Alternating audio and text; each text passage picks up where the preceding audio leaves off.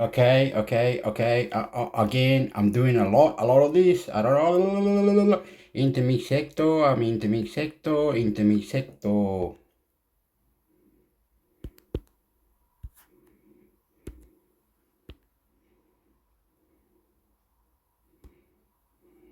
Top 7 AI tools better than ChatGPT can try in 2024 by Angina Medium. 4 minutes read. Jan 11, 2024. Hey there, tech enthusiasts. We all know ChatGPT is the talk of the town, but guess what? There are some mind-blowing AI tools out there that might just blow your socks off. Let's dive into the world of these lesser-known heroes who are quietly revolutionizing the way we code, create, and boost productivity. 1. Elsa Speak, your English learning ally. For those on a mission to perfect their English pronunciation, meet Elsa Speak. This mobile app uses AI to provide real-time feedback and corrections, helping users identify and correct pronunciation errors. Elsa's engaging lessons cover everything from basic vocabulary to business English and public speaking. It's your go-to ChatGPT alternative for mastering the nuances of the English language. 2. U.com. Ask anything, get conversational results. U.com, the AI-powered chatbot and search assistant, lets you ask anything in natural language and receive results in a conversational format. Accessible through web browsers, browser extensions, and mobile apps, U.com is all about customization. Pro users can switch between AI/LLM models for a tailored experience. Embrace the power of AI with U.com and get results that match your interests. 3. Meet Cody, the savvy assistant your business deserves. Calling all business minds. Meet Cody, your AI assistant designed to provide instant answers to all your business queries. What sets Cody apart? It not only understands your business over time, but learns from the data you feed it. Upload documents, share insights about your business processes, and watch Cody evolve into your personalized business assistant. Perfect for HR, marketing, it and beyond. Cody is your AI ally in the business realm. 4. Jasper, your AI sidekick for scripting adventures. Ever wished for an AI sidekick to help with scripts, blog posts, and emails? Say hello to Jasper, the unsung hero in our lineup. This tool doesn't just generate ideas, it rewords your content in the tone you desire. With customizable templates for ads, blogs, e-commerce, and more, Jasper is a must-have in your toolkit. Warning, you might find it hard to go back once you explore the wonders of Jasper. 5. Literally Anything, the app that lives up to its name. Can an app really be named literally anything? Apparently, yes. Imagine an app that generates applications, UI, and more with a name that speaks volumes.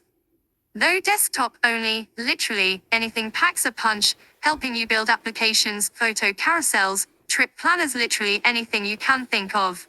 The UI is a breeze, making the entire experience a joy for coding and creativity enthusiasts.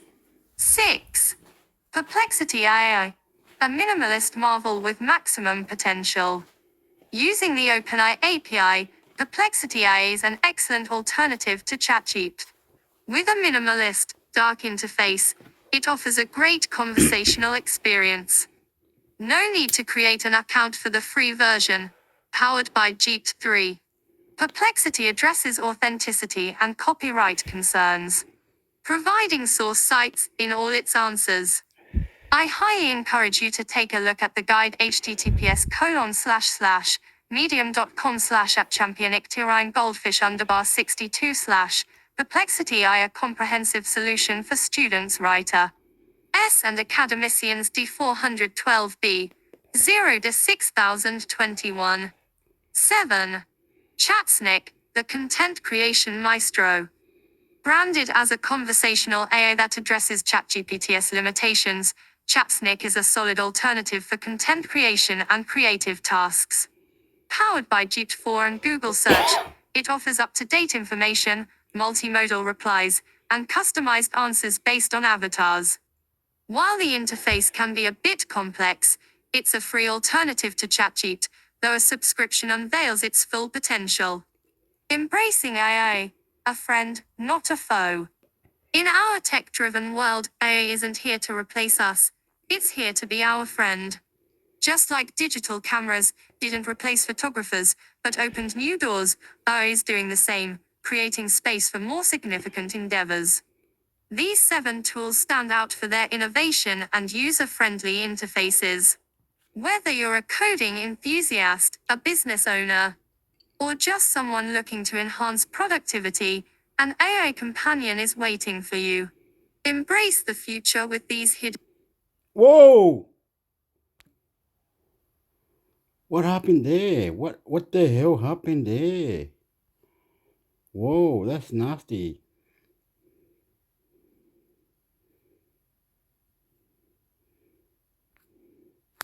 Medium. Start reading. My statement of... Okay, we're just gonna do random ones. The RR says fasting increases cardiac risk by 91%. Are they really that stupid? By Dr. Jason Fung Ma, 2024 Medium. Correlation is not causation. Healthy user bias. This week, the American Heart Association presented an abstract that suggested a 16-hour fast is linked to a 91% increased risk of heart disease. This study simply shows a correlation, which is very, very far from proving that fasting causes more heart disease.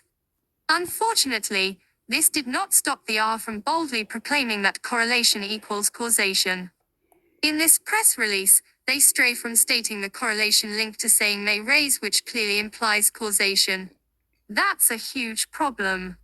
Because it's a bald lie. Journalists at various news outlets quickly parroted the view that fasting causes heart disease. To prove causation, that fasting causes heart disease, you need to do a randomized controlled trial RCT. That is, you randomly give one group one intervention and another one you don't. This eliminates the inherent problem of correlation studies. This stuff is so basic that I can barely believe I need to write this article.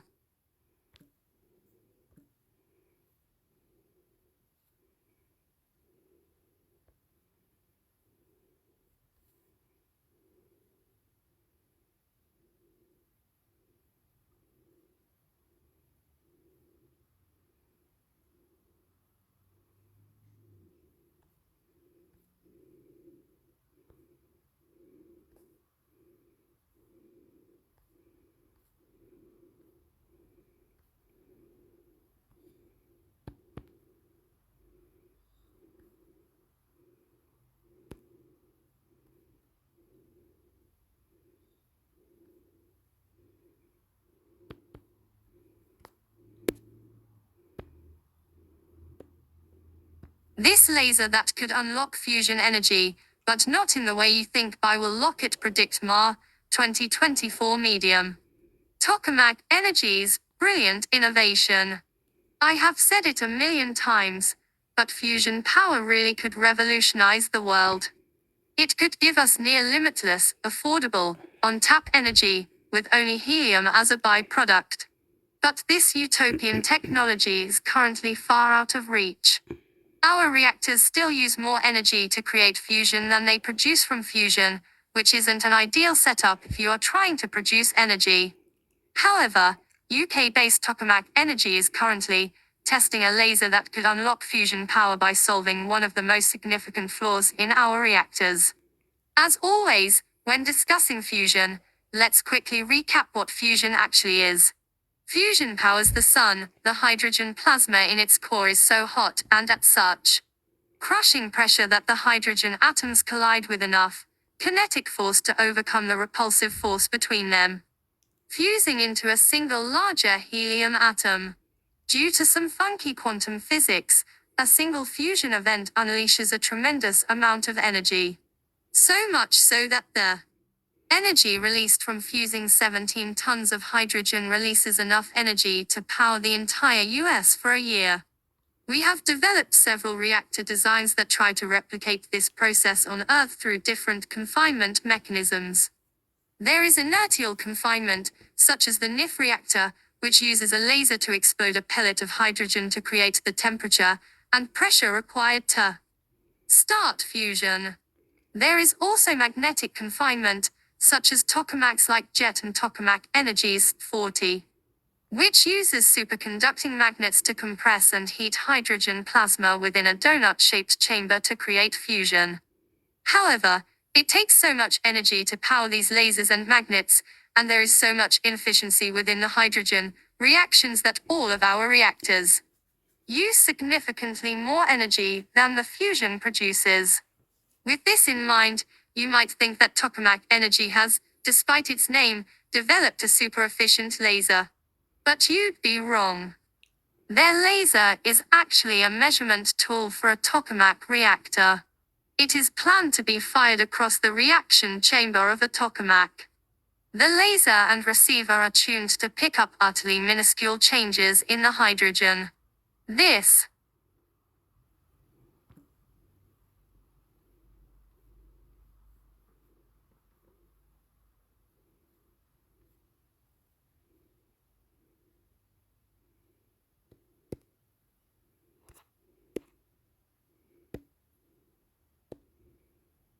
The One Thing All Men Do That I Can't Say No To by Jane Predict Ma, 2024 Medium.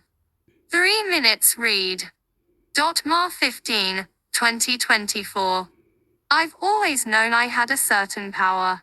Maybe it's the way my eyes smolder, or the curve of my smile, but from a young age, I've noticed that men tend to bend over backward for me. Call it charisma, call it magnetism, call it whatever you want. But it's a force that's been with me since day one. Growing up, I quickly learned that my looks could open doors.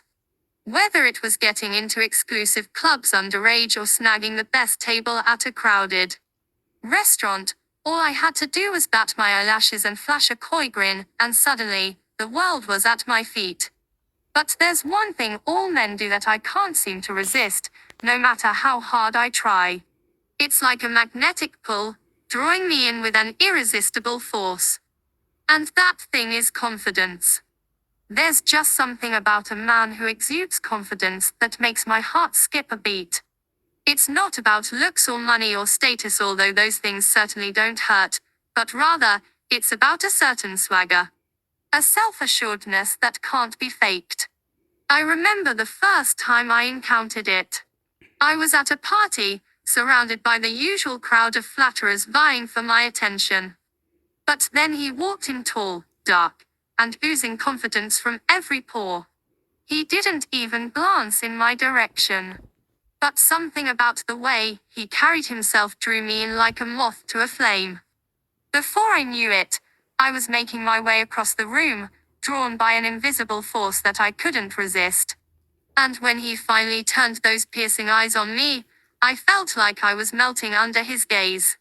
From that moment on, I was hooked. No matter how hard I tried to resist, I found myself drawn back to him, again and again, like a sailor to a siren song. It was like he had some kind of spell over me, and try as I might, I couldn't break free. But here's the thing: confidence isn't just a superficial trait. It's a reflection of inner strength. Of a man who knows who he is and isn't afraid to show it. And there's nothing more attractive than that. In a world where women are constantly bombarded with messages about how we should look and act, finding a man who embraces his confidence is like finding an oasis in the desert. It's a rare and precious thing, and once you've tasted it, you'll never want to let it go. So yes, all men may bend over backward for me, showering me with gifts and attention in the hopes of winning my favor. But when it comes to the one thing I can't say no to, it's not about the trappings of wealth or status, it's about that intangible quality that sets a man apart from the rest. It's about confidence, pure and simple. And for me, That's the one thing that will always be irresistible.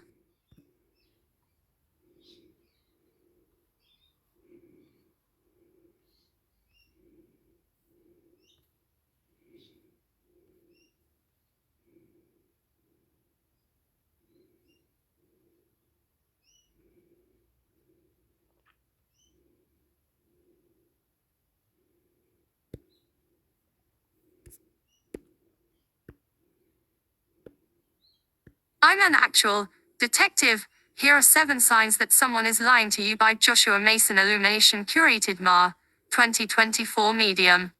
The truth about lies and how to see through them. 6 minutes read. Ma 10, 2024. Non-members can read this story via my friend link. In one day, the average person lies 4 times. That's 1460 lies per year. That's right, folks. We're weaving tales, fudging facts, and spinning yarns 4 times a day.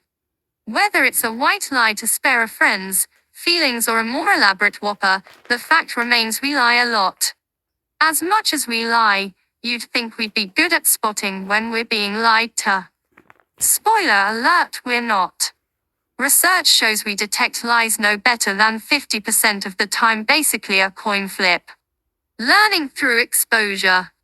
Being a detective was like having a front row seat at the Olympics of lying. We expect it. No one wants to spend years in jail. No lie is too big. I can't count the number of times I have arrested someone and later found drugs in their pant pocket. We would talk about the drugs later in an interview, and the truth would come out. These aren't my pants. For the people who didn't dispute ownership of the pants they were wearing, they would have a. What happened? What happened? Oh, you keep doing that. This website is jumpy, very jumpy, very jumpy. So jumpy, it's ridiculous. It's a good website. It's called Medium, medium.com. It's a good website. It's got a lot of good things they can learn. I am actually detective. Detective here. A 7 sign of someone is lying to. Okay, I understand all that. That a lot of people have to do a little lie to get the conversation pumped up or the rhythm or whatever. It's good. It's good. It's good. It's good. It's good. But is this website is look? It just jumped. It just jumped. Okay, he wants to go there. I don't know why. This website is jumpy.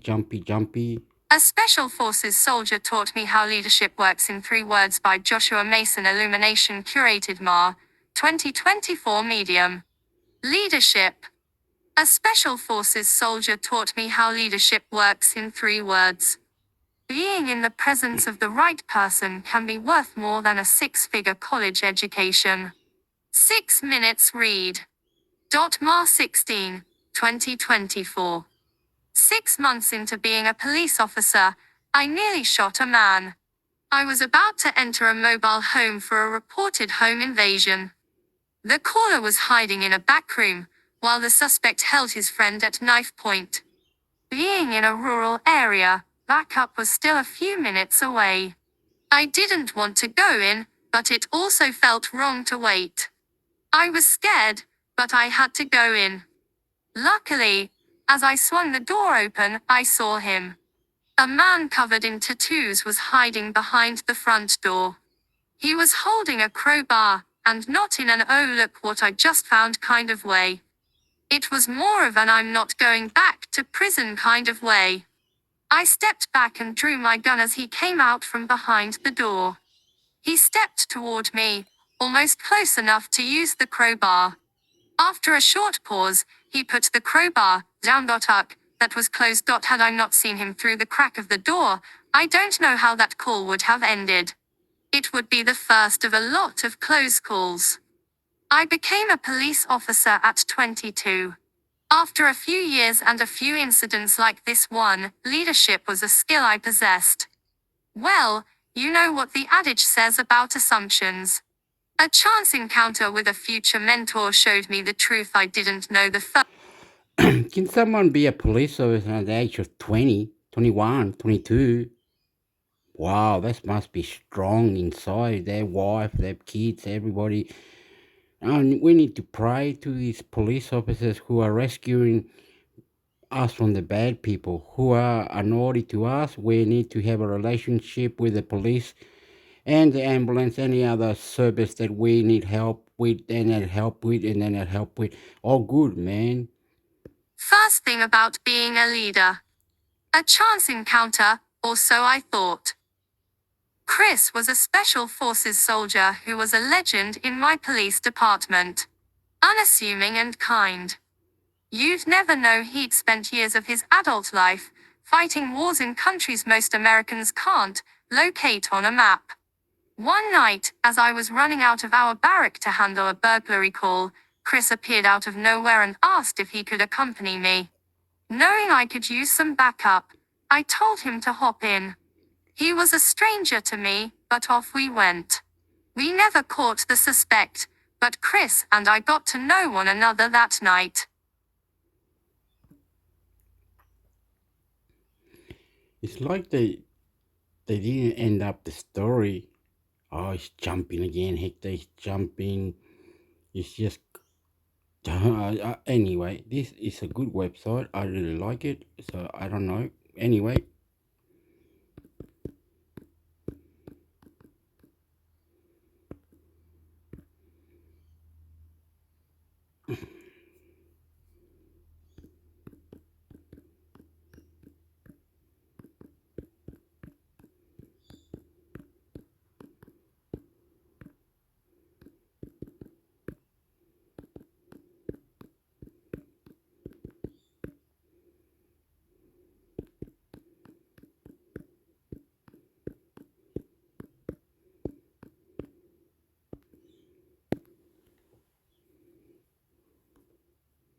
what now?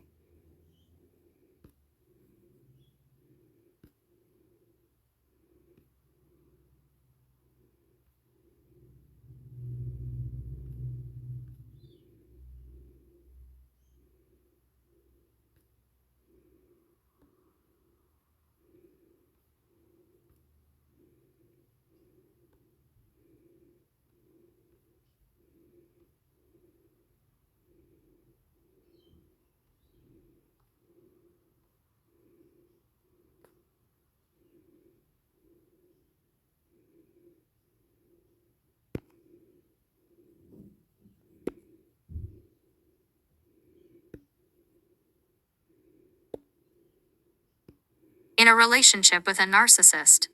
A guide to narcissistic relationships. In a relationship with a narcissist. What you need to know about narcissistic relationships. Narcissistic relationships are formed when one or both partners struggle with a narcissistic personality. Narcissistic personality disorder (NPD) is defined by the Mayo Clinic as a mental disorder in which people have an inflated sense of their own importance and a deep need for admiration. Those with narcissistic personality disorder believe that they're superior to others and have little regard for other people's feelings. But behind this mask of ultra-confidence lies a fragile self-esteem, vulnerable to the slightest criticism. We live in an increasingly narcissistic world. Hard statistics and science are pointing in this direction. The look-at-me mentality that is often promoted by social networks like Facebook has people positively enamored with the image they present to the world. In addition, we may now be seeing the negative effects of the self-esteem movement on a larger scale. So how does this rise in narcissism impact our personal relationships? For one thing, more narcissism means more narcissistic relationships.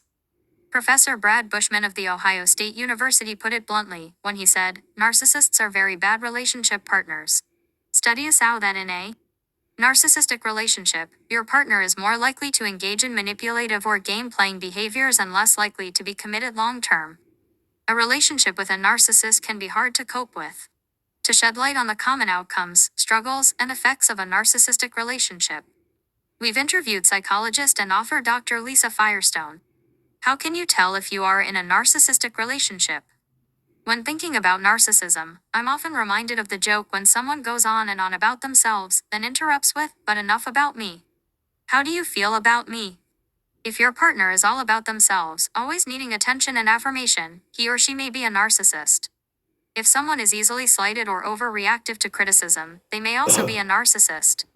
If they feel they are always right, that they know more, or that they have to be the best, etc., these are also signs of narcissism. Okay, I live in Australia, and I saw a rugby league player.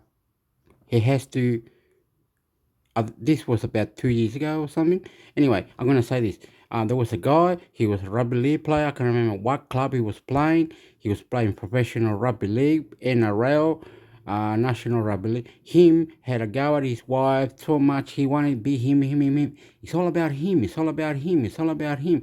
But one day it caught up to him because they said you can't be doing that. Your wife is now very nervous, very this, very that. She wants you to go to court, and when you go home today, she won't be there. She's somewhere else. And in a few days, you got to go to court, fix these problems that you're making her feel like this, you feel like that. And he started breaking. No, no, no, gee, it's all about him. It's all about him. It's all about him. He kept doing it, and then he decided, oh shit. Oh shit, he realized what was going on. He realized what's happening. It wasn't her, it was him. He realized that he was all about him and all about, and he never gave her any chances or anything. And then he realized, oh my God, I have to go and commit suicide now. I went, don, don, don, don. And the guy wanted to commit suicide, right? Can't remember his name. He's half Aborigine bloke, and he went all around Sydney. He tried to, okay, now is the turn. Here, I'm going to go and crash into this truck. And he went, Zsh! And somehow he didn't, he just couldn't die or something. He went to another part. Okay, here is the cliff. All I have to do is go straight forward and I'll die. He was going straight forward, and then another car came, beep, beep, beep, beep, and he went, whoa, whoa, and he never went over the cliff again, and he's going, whoa, what's going on? Then he went, okay, this time I'm just going to get off the car and I'm going to commit suicide. I'm going to jump. I'm going to jump off this big mountainside. Look out. I'm going to jump, kill myself. That's it, game over. So he went, and we got there, and there was people there arguing, all these things, people playing, doing barbecues and all, and he's looking around. Oh, there's too many people. I can't commit suicide here. Okay. And he said, and the guy said, okay, that's just wrong. That's just wrong what I'm doing. This is just wrong. Let's just fix this. Let's go fix it. So he went to court. His wife was more alive. She said, yes. I can't remember his name. He used to play for South Sydney and used to crawl on the ground when he used to score. He's an Aborigine bloke. I can't remember his name.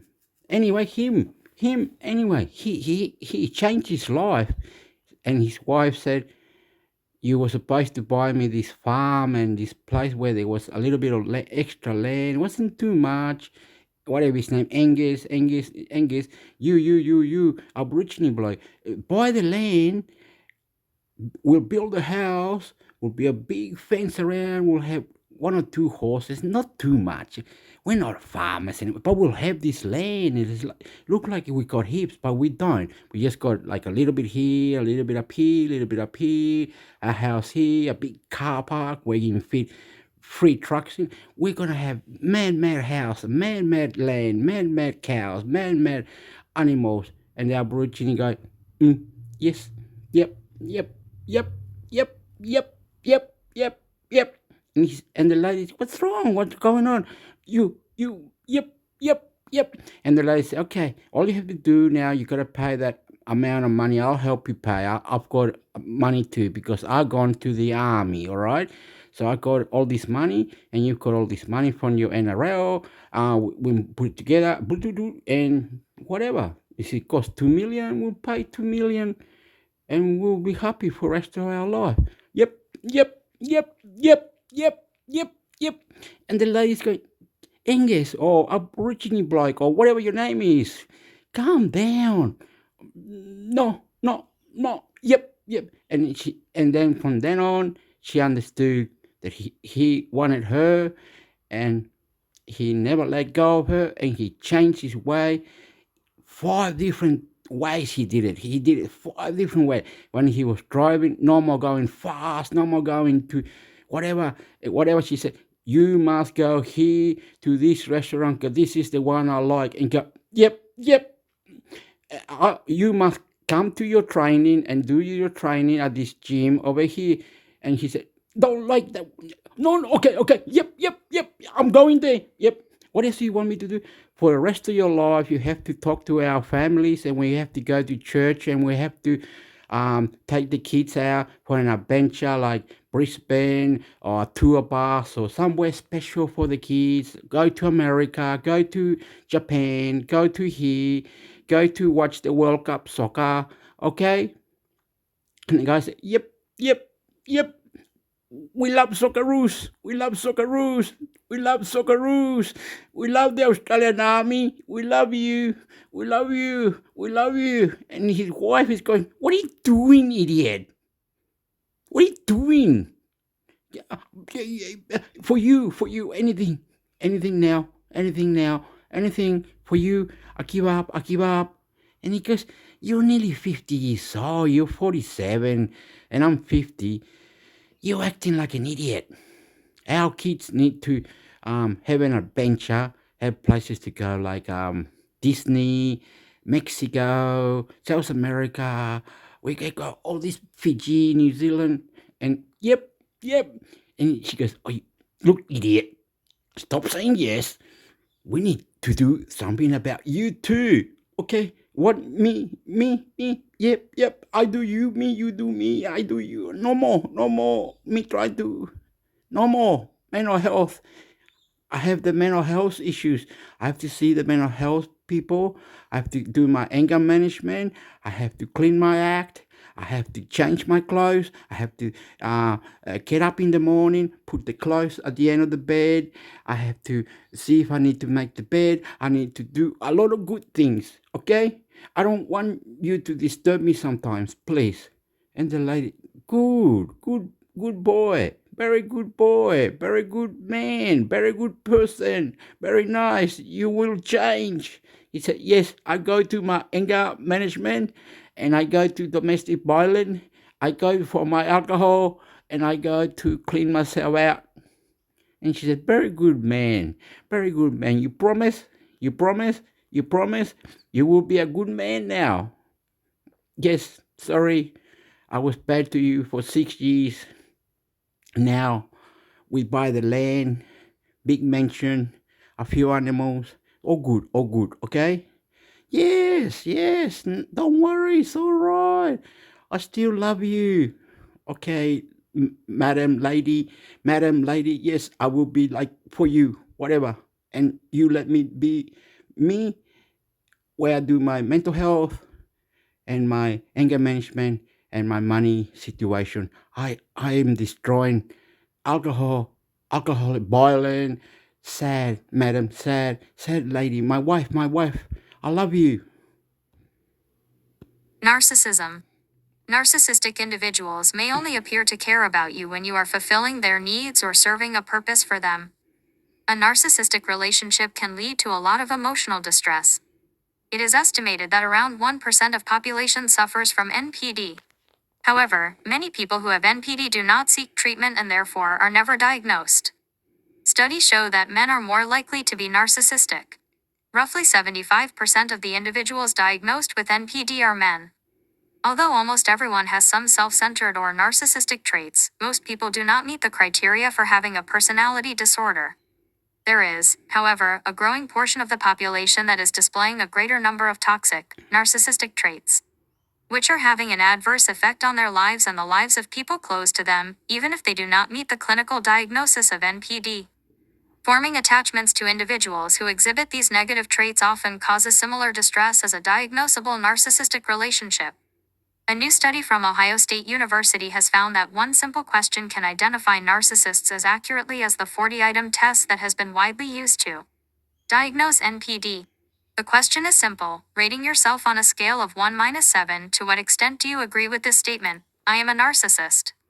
Note, the word narcissist means egotistical, self-focused and vain. You can even try out this free interactive narcissism quiz. However, while this study suggests that many narcissists will freely admit to their narcissistic tendencies, it is important to note that most narcissists resist the diagnosis of NPD. Narcissists, generally, do not like to be told that they are narcissists. In fact, they often have a strong negative and volatile reaction. Below are some common traits that a narcissistic relationship partner is likely to have. Note the degree to which these traits manifest themselves will vary, largely depending on the individual. Sense of entitlement or superiority. Lack of empathy. Manipulative or controlling behavior. Strong need for admiration. Focus on getting one's own needs met, often ignoring the needs of others. Higher levels of aggression. Difficulty taking feedback about their behavior. Why do people become narcissistic? Is it a symptom of something else? Narcissistic people often have narcissistic parents, who offered them a build-up but no real substance. Their parents wanted them to be great, so they could be the parent of a great person, the best artist, smartest student, etc. Often narcissistic people were also neglected as their parents were so focused on themselves that they could not attune to their child or meet their child's emotional needs. The child was only useful to these parents when they were serving a purpose for them. Often, the parents of a person with NPD alternated between emotional hunger toward the child and disinterest. Narcissists have inflated self-esteem, both self-soothing and self-aggrandizing voices, a component of what my father drive. Robert Firestone refers to as the anti-self. They are very fragile, because the flip side of their self-aggrandized feeling is very low self-esteem. The other component of the anti-self, made up of extremely self-hating and self-demeaning critical inner voices. So, for these people, even slight criticism can be a narcissistic injury, leading to an angry outburst and desperate attempts to regain their fragile, inflated self-esteem. Often, a condescending remark will help them to re-establish their superior image. Condescending is a common dynamic in narcissistic relationships. This behavior can be traced back to the desperate need narcissists feel to be above others. Okay, I just remember another story. I can't remember the name of the bloke. He's a singer, or something. They said, you gotta quit all this nonsense you're doing, going in the toilet, doing these other things. What are those? Are you gay or something? And he said to his wife, he said, no, really, I'm the host for this group, Rage, or I'm the host for this Red Faces. I'm the host for this and that. How do you accuse? He thought he was correct because he could overdo the wife with the money, right? And at that time, in the 80s, in 89 or 90s, oh, I can't remember his name. He used to wear a cowboy hat. I can't remember. They said to him, oh, well, you can't be going into toilet for 20 minutes. What are you doing in there? And who are these people you come out with anyway? They look gay anyway. I don't know what you're doing. What are you doing? Champagne bottles and this, love that. Who are you partying with? What are you doing? But at those times, the lady was like staying at home and she didn't mind that. Like, it's like he was abusing his wife, but he wasn't abusing his wife. He was doing his thing. He said, I have to do this, I have to do that. I'll be back here at 11:15 at night. And the lady said, but you left at 7 o'clock in the morning. You'll be back at 11:15. That's a long time. I haven't seen you. But at that time, 1989, 1990, the lady could understand. Yes, you do that because you're going to get paid this much amount. I understand. I am very pessimistic. I I like doing yoga. I like running. I like doing all this simple stuff. I am fanatic on exercise. The lady was telling him, "I'm beautiful. I'm to myself. Look how macho I am. I'm going to the gym. I'm doing gardening. I'm helping out in the community. I'm doing just simple things." And the bloke with the I can't remember his name. He used to be on Rage and on Red Faces. I can't remember. And he kept doing his thing, like going to the toilet for 20 minutes. I don't know what he was doing in the. Okay, let's forget about it. Let's forget about it. The guy was naughty until the truth came out. The lady said, "Really? Really?" In 1999 or something, or 2000, whatever it was, the guy was accused. It was funny. This Comedy Central, this is Comedy Central. The lady said, I've been doing exercise, I've been doing gym, I don't smoke, I don't drink, but when I do, I drink a little bit. Or if I need extra, I'll not much, in moderation, the lady would say. And the bloke was going, whatever. And they said, now we're going to court. Why are we going to court? And the guy said, because I've been caught doing, I've been sacked. I got sacked from that thing, the music thing, and the other, I got sacked. Huh? The lady's going, what? You got sacked? What happened? And he lied. It always him again, him. All about him. He tried to make out he did nothing wrong and all. And the lady went to court and she found out things and she said, see, what happened? What are you doing in those toilets like that? What are you doing in people's houses like that? What are you crazy or something? They're accusing you that you went to blah blah blah house in Western Sydney and there was two pretty ladies. Instead of the pretty ladies, you took the man inside and the ladies were knocking on the door. Hey, George, and you get out of there. Come in here. We're having Monopoly, KFC, McDonald's, all the food. Look, all the alcohol. What are you doing in there? Come out. You've been in there for 20 minutes. You know, in the old days, ladies don't mind people doing anything. And they come out like nothing happened. No. Come out and all talking, doing anything rude at you. And the lady said, these two are sniffing drugs.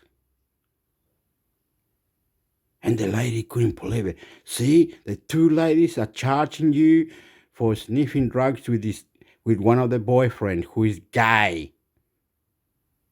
And the man, I can't remember his name.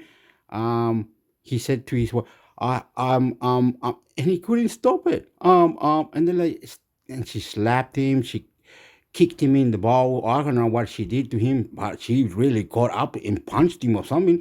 And then at the end of the court, that's what she did. And she said, you did all this. And the other thing you did as well is this money that you pay when you went out to the ladies who danced in front of you. Disgusting. You're naughty. And she kicked it even more. Okay, I've done the damage to you. Now you're going to cooperate to what I say. And he said, yep. I'm gonna make my eyes look at you. I'm gonna make sure where you are. I'm gonna ring you all the time. I'm gonna bother you. And he said, please do it.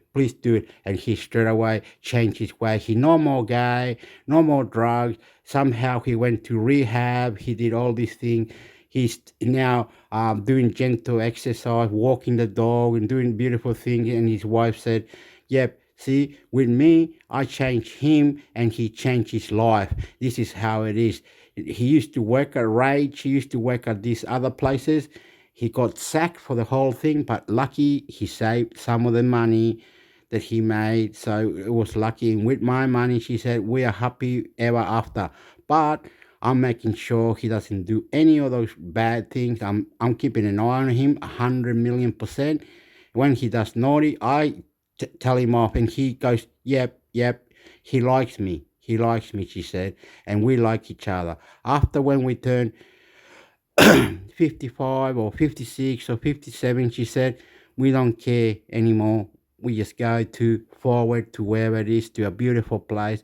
We got a nice 4-bedroom house, really big bedrooms, really big kitchen, really big everything, big backyard and everything.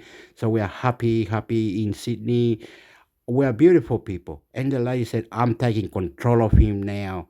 And he is responding with the word yes, yes, yes all the time. He's doing good thing. I made sure when he went out, he wasn't going anywhere or whatever to the bottle shop or to some nasty people or strippers or sex CDs. No, he doesn't do that anymore. He's proven me wrong and he's done well. He signed papers with my family. He's not abusing my family anymore. And the guy's going, yep, I am changed. I love this lady. She's beautiful and she's sexy. I will marry her. I will, after 55, 56, 57, 58, 59, 60. We don't care anymore what we look like. And I agree with my wife, and we are silly, we are crazy, and we better stay together now. And I will prove it to her that I will not go do all this crazy. And I did. And whatever. And the lady said, yep, see? Because we sit there, we talk, we sign papers, no more abusing my family, she said. All good now. He found his future. Me, she said, me control him, and him loves it because he loves me touching him. He loves me everything. I know what he needs, and he's happy now, and he is well behaved now. Others. What are the different types of narcissism?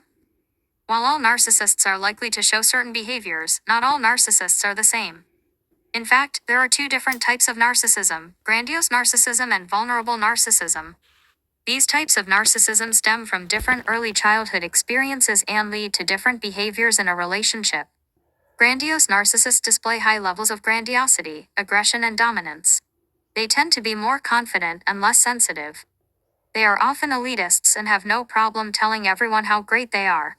Usually, grandiose narcissists were treated as if they were superior in their early childhood, and they move through life expecting this type of treatment to continue. In relationships, grandiose narcissists are more likely to openly engage in infidelity or leave their partners abruptly if they feel that they are not getting the special treatment that they think they are entitled to. Vulnerable narcissists, on the other hand, are much more emotionally sensitive. They have what drive Campbell describes as a fragile grandiosity, in which their narcissism serves as a facade protecting deeper feelings of inadequacy and incompetence. Vulnerable narcissists swing back and forth between feeling superior and inferior. They often feel victimized or anxious when they are not treated as if they are special. This type of narcissism usually develops in early childhood as a coping mechanism to deal with abuse or neglect. In relationships, vulnerable narcissists often worry about how their partners perceive them. They can be very possessive, jealous, and paranoid about their partners having flirtations or affairs. How does a narcissistic partner negatively impact a relationship? Narcissistic relationships tend to be very challenging. Narcissistic partners usually have difficulty really loving someone else because they don't truly love themselves. They are so focused on themselves that they cannot really see their partner as a separate person. They tend to only see the partner in terms of how they fill their needs, or fail to fill their needs. Their mates and children are only valued in terms of their ability to meet these needs. I also I can't remember the name of the person again. Anyway, this person has gone so far to get drunk, and every time he got drunk, he started violently being himself, violently destroying things, violently. No one could touch his wife. Violently, he was touching other ladies. Violently, his wife was with him all the time, saying, "Yeah, touch her, whatever. She's drunk now. Abuse. Come on, Jerry. Can't remember his name, and he was, I think he was AFL or something. Nasty bloke. And the lady was going, John or Wayne or whatever your name is, Sam, do it. Touch her. You must abuse to get abused, or do the abusing.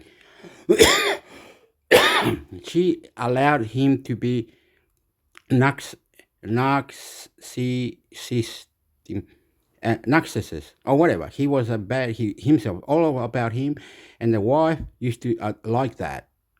You know what I mean? Yeah, yeah, get her, attack her and do this, do that, get this, get that, do this, do that. Okay. Then when the media found out that he was on drugs and he had a silly wife who was saying silly things, and they found out you're a professional player, you're a professional this, you're doing drugs, and he used to run away from the cameras, he used to go into taxis, used to grab his sexy wife, and he has to he had another sexy lady. He had two ladies, right? And at the end, he caught up with him. Him, all about him, caught up with him. He ended up in jail. He couldn't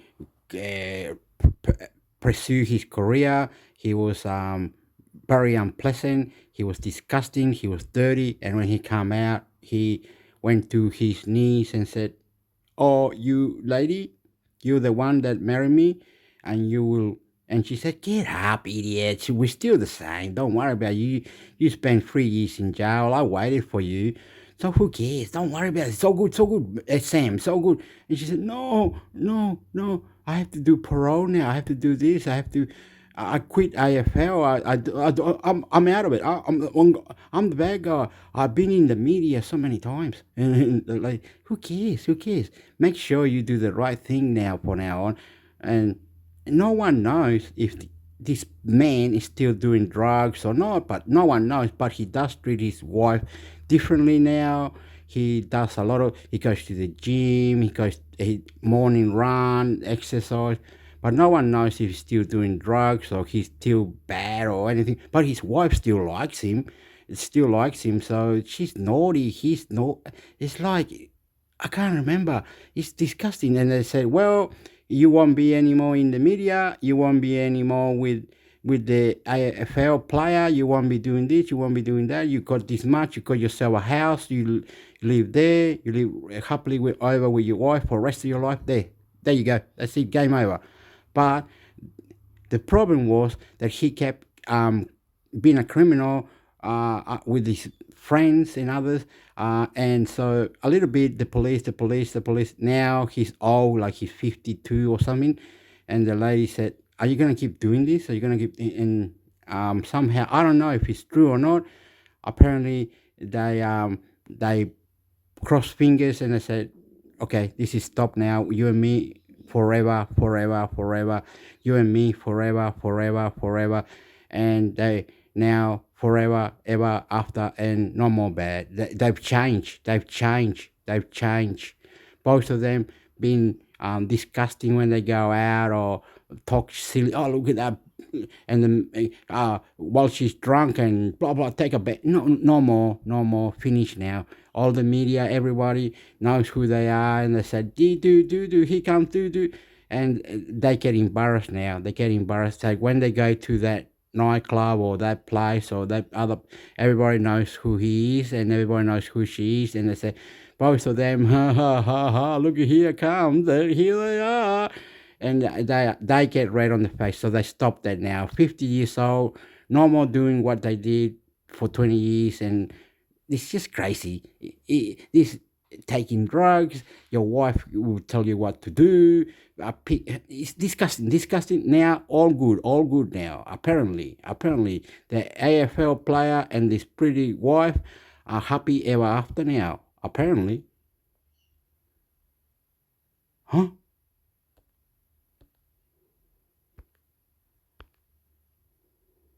Narcissistic partners often lack the ability to have empathy with their partner's feelings. This lack of empathy leads to a lot of hard feelings. Yet many people are drawn to narcissistic relationships. Narcissistic partners can be very captivating, especially at the beginning. They tend to have a big personality. They are the life of the party. They can make you feel that you too must be great for them to choose you. However, in time, they can be too controlling in relationships. They may feel jealous or easily hurt. When narcissistic injuries occur, they often lash out and can be cutting. Their reactions are dramatic and attention-seeking. According to narcissistic personality expert Dr. W. Keith Campbell, the effects of narcissism are most substantial in relation to interpersonal functioning. In general, trait narcissism is associated with behaving in such a way that one is perceived as more likable in initial encounters with strangers, but this likability diminishes with time and increased exposure to the narcissistic individual. This is why many people who have been in a long-term narcissistic relationships describe a very passionate and exciting honeymoon period in the beginning and then a sharp decline as the likability decreases and the self-centered behaviors increase. Narcissists are prone to falling madly in love with someone instantly and are very quick to commit. However, this initial love and commitment is not easily sustained. When you are in a narcissistic relationship, you may feel very lonely. You might feel like you are just an accessory and your needs and wants are unimportant. Narcissistic partners act as if they are always right, that they know better and that their partner is wrong or incompetent. This often leaves the other person in the relationship either angry and trying to defend themselves or identifying with this negative self-image and feeling badly about themselves. Read, Is there a cure for narcissism? What are some things a person can do to deal with a narcissistic partner? If you find yourself in a narcissism relationship, you can first recognize what you have chosen and reflect on the unconscious motives that might have led you to choose such a partner. Did you have a self-centered parent? Are you more comfortable with your partner being in control? So you can then be more passive. Do you get a sense of worth from being attached to someone who is in the spotlight? Does the negative image of yourself they foster with their criticisms and superior attitudes resonate with your own critical thoughts about yourself? Many people who fall in love with narcissists have issues around codependency. They will put up with a certain amount of abuse because they don't feel confident enough in themselves to set boundaries or be on their own. Understanding your role in the narcissistic relationship is important. You can then start to challenge yourself to change your half of the dynamic. This will, in turn, challenge your partner to change their style of relating. You can recognize the fragility of your partner's self-esteem and have compassion for the fact that his or her inflated sense of self-superiority. It's like you need to have that emotion, that active killer thing, and cut it into pieces and change it to see others and say, oh, he's actually not a bad person. Oh, he's very nice. Oh, you can't say anything. Oh, yes.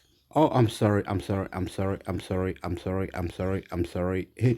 And everything like that. And you change, and people could see that, and things could be better. Superiority and grandiosity is a cover-up for the flip side of self-hate and feelings of inadequacy. You can also develop your own self-confidence and self-worth by learning to practice self-compassion. Don't be a victim. In all encounters, act equal and treat your partner as an equal. How can people face and overcome their own narcissism? A narcissist can challenge and overcome their narcissism by recognizing and separating from both the self-soothing, self-aggrandizing and self-attacking attitudes of their critical inner voice. The attitudes they internalized very early on in their lives. They need to recognize and challenge these attitudes toward themselves and toward others. One method for doing this is through voice therapy. Narcissists further need to differentiate from negative traits of their parents or early caretakers that they are still acting out in their current lives. These traits might include superior attitudes or condescending behaviors. They also need to give up the adaptations they made to the ways their own parents neglected them or were emotionally hungry toward them. These adaptations may have once been their Yo, survival mechanisms, but they now manage to push others away and sabotage personal lives and goals. Narcissists also need to break patterns of being self-centered or withholding. They must fight the tendency to always compare themselves to others and the need to be the best or perfect all the time. Another way to cure narcissism is to foster self-compassion rather than self-esteem. Psychologist Drive. Kristen Neff has done extensive research on self-esteem versus self-compassion. The difference between self-esteem and self-compassion is that self-esteem centers on evaluating yourself in relation to others and emphasizes a need to be special, while self-compassion focuses on treating oneself with kindness, recognizing one's shared humanity. and being mindful when considering negative aspects of oneself. Dr. Neff studies have found that self-esteem leads to higher levels of narcissism, but self-compassion does not. Self-compassion actually combats narcissism because it includes the idea of a shared humanity with all other human beings, which leads to more compassion for others. Self-compassion also fosters real self-awareness, a trait many narcissists lack, as it promotes that we be mindful of our faults, which is the first step to changing negative traits in yourself. For there to be any hope of recovering a good relationship from a narcissistic relationship, the narcissist must overcome their self-centered and negative traits. They need to challenge their self-feeding habits and pseudo-independent stance. They need to focus on developing their capacity for empathy and respect of others. Lastly, they need to develop transcendent goals, to care about and invest in others' well-being. Being generous and giving to others are examples of behaviors that would be corrective, building real self-esteem and practicing focusing outside of oneself. About the author. Lisa Firestone, Ph.D. Dr. Lisa Firestone is the Director of Research and Education of Glendon Association. An accomplished and much requested lecturer, Dr. Firestone speaks at national and international conferences in the areas of couple relations, parenting, and suicide and violence prevention. Dr. Firestone has published numerous professional articles, and most recently was the co-author of Sex and Love in Intimate Relationships. APA Books, 2006, Conquer Your Critical Inner Voice. New Harbinger, 2002, Creating a Life of Meaning and Compassion, The Wisdom of Psychotherapy. APA Books, 2003, and Self Under Siege. Routledge, 2012. Follow Dr. Firestone on Twitter or Google. Tags Destructive Relationship. Narcissism.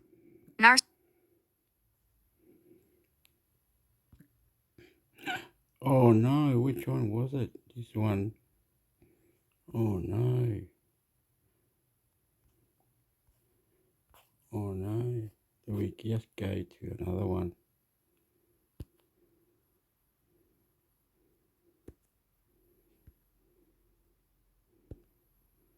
"31 Secrets to Make Someone Fall in Love with You and Why This Works."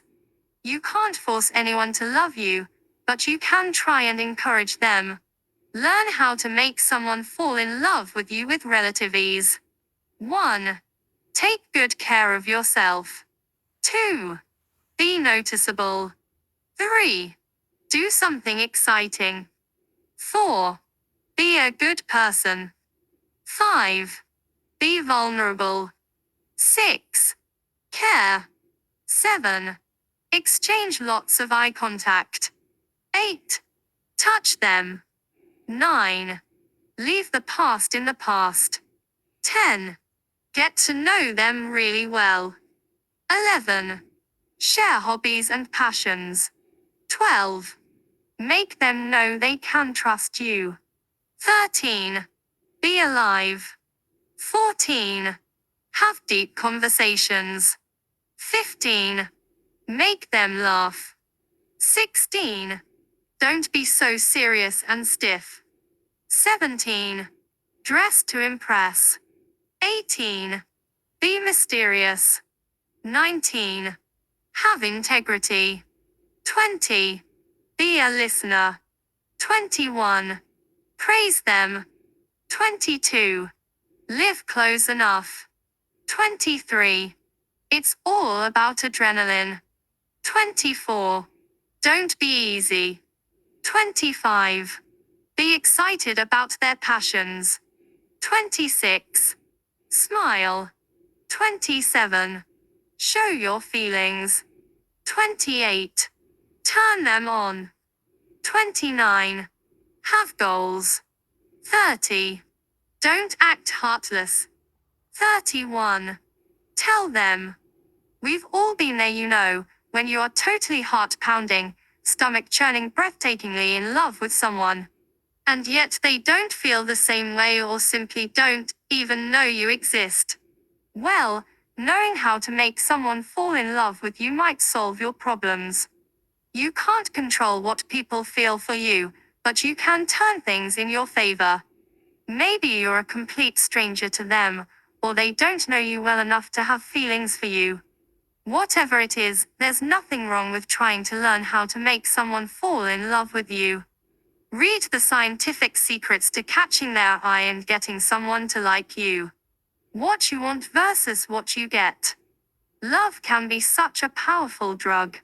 When you like someone, we mean really like them, you want to know how to get someone to fall in love with you. But it's easier said than done. There aren't specific steps to make someone fall for you because love doesn't work that way. There's no magic potion to attract someone to you. But there are things you can do to help them notice you more. You've probably never been so happy to hear about the topic of science. Well, science has found a way to have whoever you want to fall in love with you. Not too shabby, right?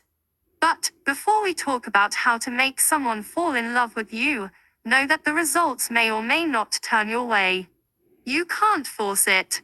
Read How to Be Sexy. I like to pray to God. I like to pray to God. I like to pray to God. I like to pray to God. I like to pray to God. I like to pray to God. I like to pray to God in the higher power, Dawa, Wawa, on Jesus Christ, the Son of God, the Son of God, Jesus Christ, Son of God. Can we create something for you, God? Can we do whatever Jesus Christ is in our heart? What can we, wah. We love you, God. We love you, God. We never knew whatever, God. It is God. Is it the God? And it God, the Father of Jesus Christ, the Father of Jesus Christ. Heart in our mind, people in our city, places where we belong. We're doing what we want. They don't. Our own explode. I love you. Cooking the food, majesty.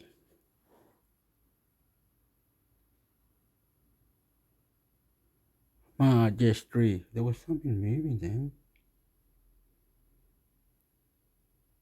Could hear chick in the background. Something loud, wherever. We on the God. Sexy and own your unique attractiveness. How do people fall in love with you? There's a reason why love is often believed to be mysterious.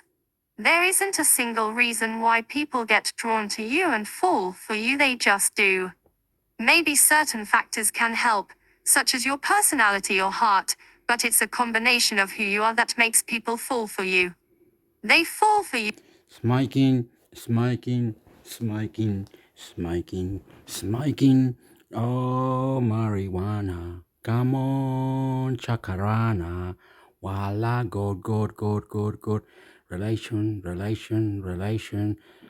War, crime. Love your family. Beautiful. Extraterrestrial. Other 1, 2, 3, 4, 5, 6, 7, 8, 9. God. You because you have the character and traits of their dream person, or maybe Aboriginal natural. they fall for you because you share chemistry. Chile. Australia. Chemistry and compatibility. This is why love is based on emotion, rather than logic, because it can't be explained by a reason, why or how people fall for you. You just wake up one day and realize you're head over heels for this person without any logical explanation. That's love. Read Signs of Falling in Love, 25 Surefire Signs to Watch Out For. How to make someone fall in love with you. While we may not have a magic potion if only the good news is there are things you can do that hugely increase your chances of making the person that you can't get out of your mind start to feel the same way about you. Maybe they just need to get a sense of how amazing you really are, and that'll get them to notice you more. So, next time you're daydreaming about a wonderful, long, and happy life together with your love, why not make that dream a reality? Follow these tips for how to make someone fall in love with you, and you'll see how effortless and fun all of this can be. Read 9 Sure Signs of Falling in Love to Watch Out For. 1. Take good care of yourself. The number 1 tip for how to make someone fall in love with you is to love yourself first. This is why most relationship advice tells you to focus on yourself. first before investing in someone else. Without confidence and self-esteem, you'll always be second-guessing yourself. Confidence is the most attractive trait you can have, so own who you are. I love you, I love you, I love you, I love you. Ew, ew, ew, ew, ew, I love you, I love you. Ew, ew, ew, ew, la la la la. Chile, Australia, la la la la. El mundo, the world, the mundo, the world, the mundo, the world. Comprende cómo está conmigo, qué pasa. How are you? How are you? How are you? Sport, sport, sport. Caliente. Very nice. Dance, dance, and cook the food. Clean, clean, clean. Ow, ow, wow, wow. Woo, good, good. Money, dinero. Wow, good, good. Champion, champion, campeón, campeón. Humo, humo, humo. Allah. You don't have to be arrogant or boastful. But start taking care of yourself both mentally and physically. Read how to look really fabulous and interesting while trying to get attention. 2. Be noticeable. If the person you love is someone you don't know well enough or someone you're too afraid to approach, then you need to do something to capture their attention. The reason they're not falling for you is that they don't know you well enough to have feelings for you. Well, by being more noticeable, you'll definitely grab their attention and might even change their minds. You can be noticeable in lots of ways that are attractive. Be the life and soul of the party, wear something unusual and eye-catching. Do something attention-grabbing and interesting, or simply go up to them and say hello. Read how to get your crush to notice you and like you back. 3. Do something exciting. If you want to know how to make someone fall in love with you, focus on yourself and better yourself. This also means going on brand new adventures and trying new things to get out of your comfort zone. It might not be the easiest thing to do, but it'll definitely get them to notice you more. Adventurous, exciting, passionate people are far more likely to end up with the partners they want because they're more attractive.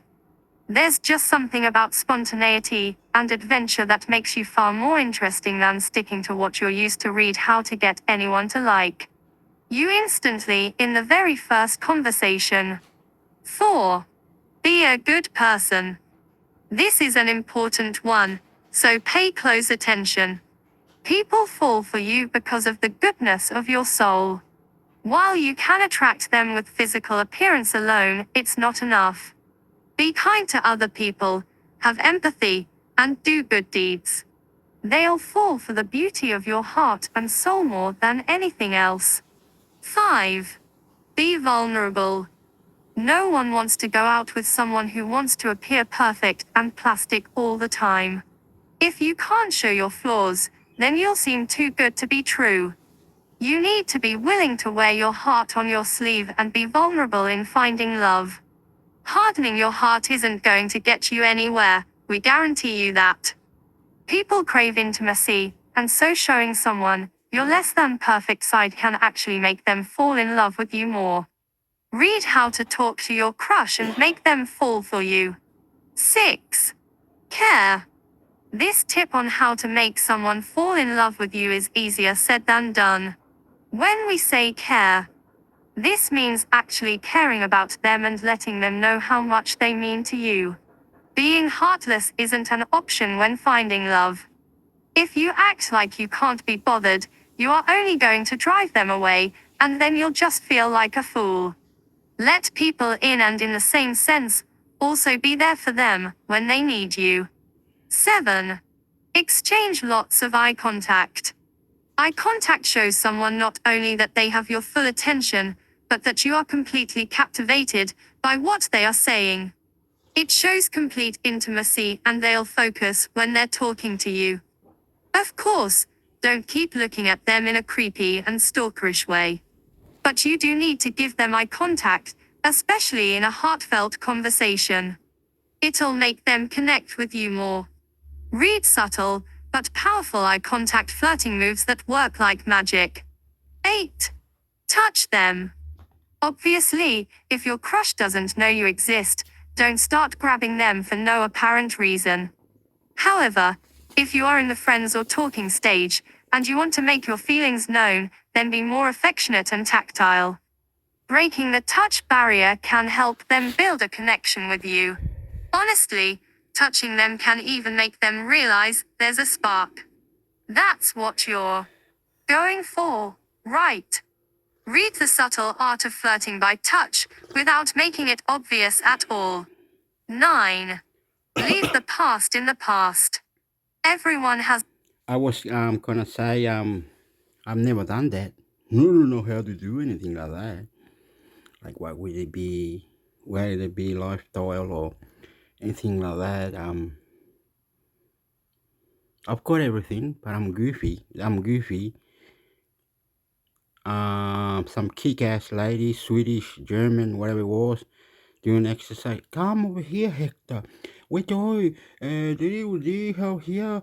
Oh, here, wow, you've got a few people there. That's 9 plus you is 10. Who's this? That's 11. Some bloke, they're doing exercise up and down and all this stuff. Anyway, I'm embarrassed. Goofy Hector. Has a dark or difficult past. However, you can't bring your past into your present. This one lady said, because you smoke, Hector, because you smoke, blah, blah, blah, because you go, blah, blah, blah, because you do this, you go eat the dinner, blah, blah, blah. You went out for a 20-minute walk to the club, didn't you, for the dinner. And you smoke, and you go there and drink it. You waste your money all the time in silly things. You are silly. What am I? Anyway. Present. Bringing old emotional baggage into a new relationship is very off-putting, so make sure you've made peace with anything that has happened to you before. And that you're completely ready to accept this person for who they are. It's hard, but hold on to the belief that they're not your ex, and that. But beautiful, beautiful, beautiful. God and all, and God and all, and God and all. Swimming adventure. Get out, get out, get out. More. Do the bed, do the bed. Get up. Look around. Do the bed, do the bed.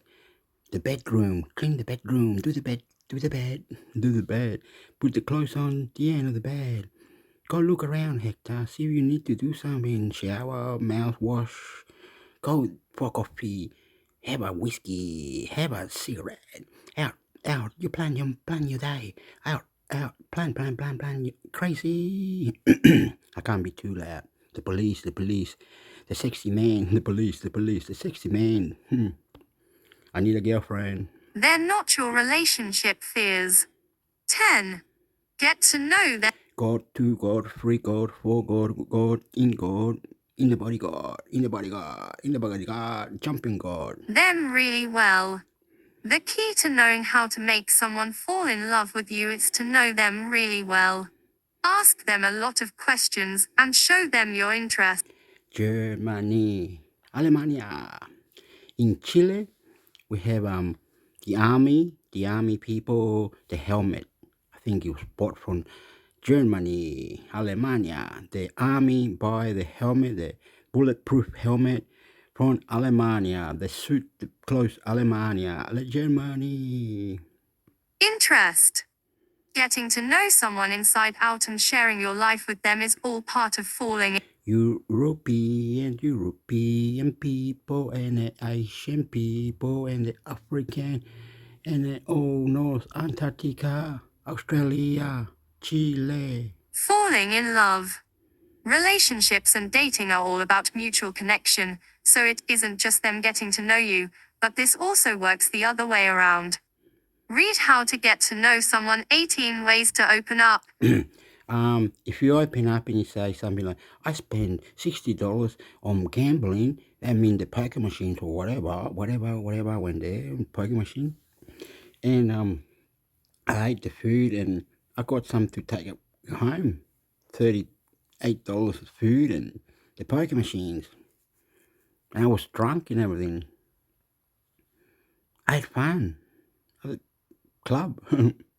You want to join me? Palusti, Héctor, chileno, ¿cómo está? And learn more about each other. If you want to know how to make someone fall in love with you, then you need to love the things that they love. It's important to share a common ground as it also increases the chances of them feeling a connection with you. This is why you get attracted more to people who share the same interests as you. However, it is important not to fake your interest in these things. They'll see right Because I love the pussy, because I love the pussy, because I love the pussy. Champion, punch it in the head, in the hands up in the air. Yola, colo. Oh, colo, oh. Papa. Flow, yo. Allah. Happy. through you, and this can be very off-putting indeed. 12. Make them know they can trust you. Trust is hugely important in relationships, and without it, love quickly breaks down. If you want to know how to make someone fall in love with you, make sure they know they can trust you. Do your best to match your actions with your words, show integrity in your actions, don't be flaky, and keep their secrets.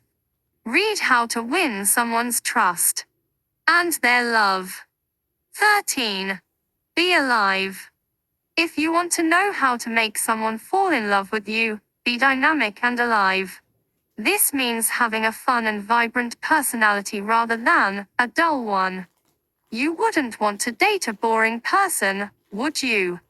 Don't shy away from showing your vibrance and being your most authentic self.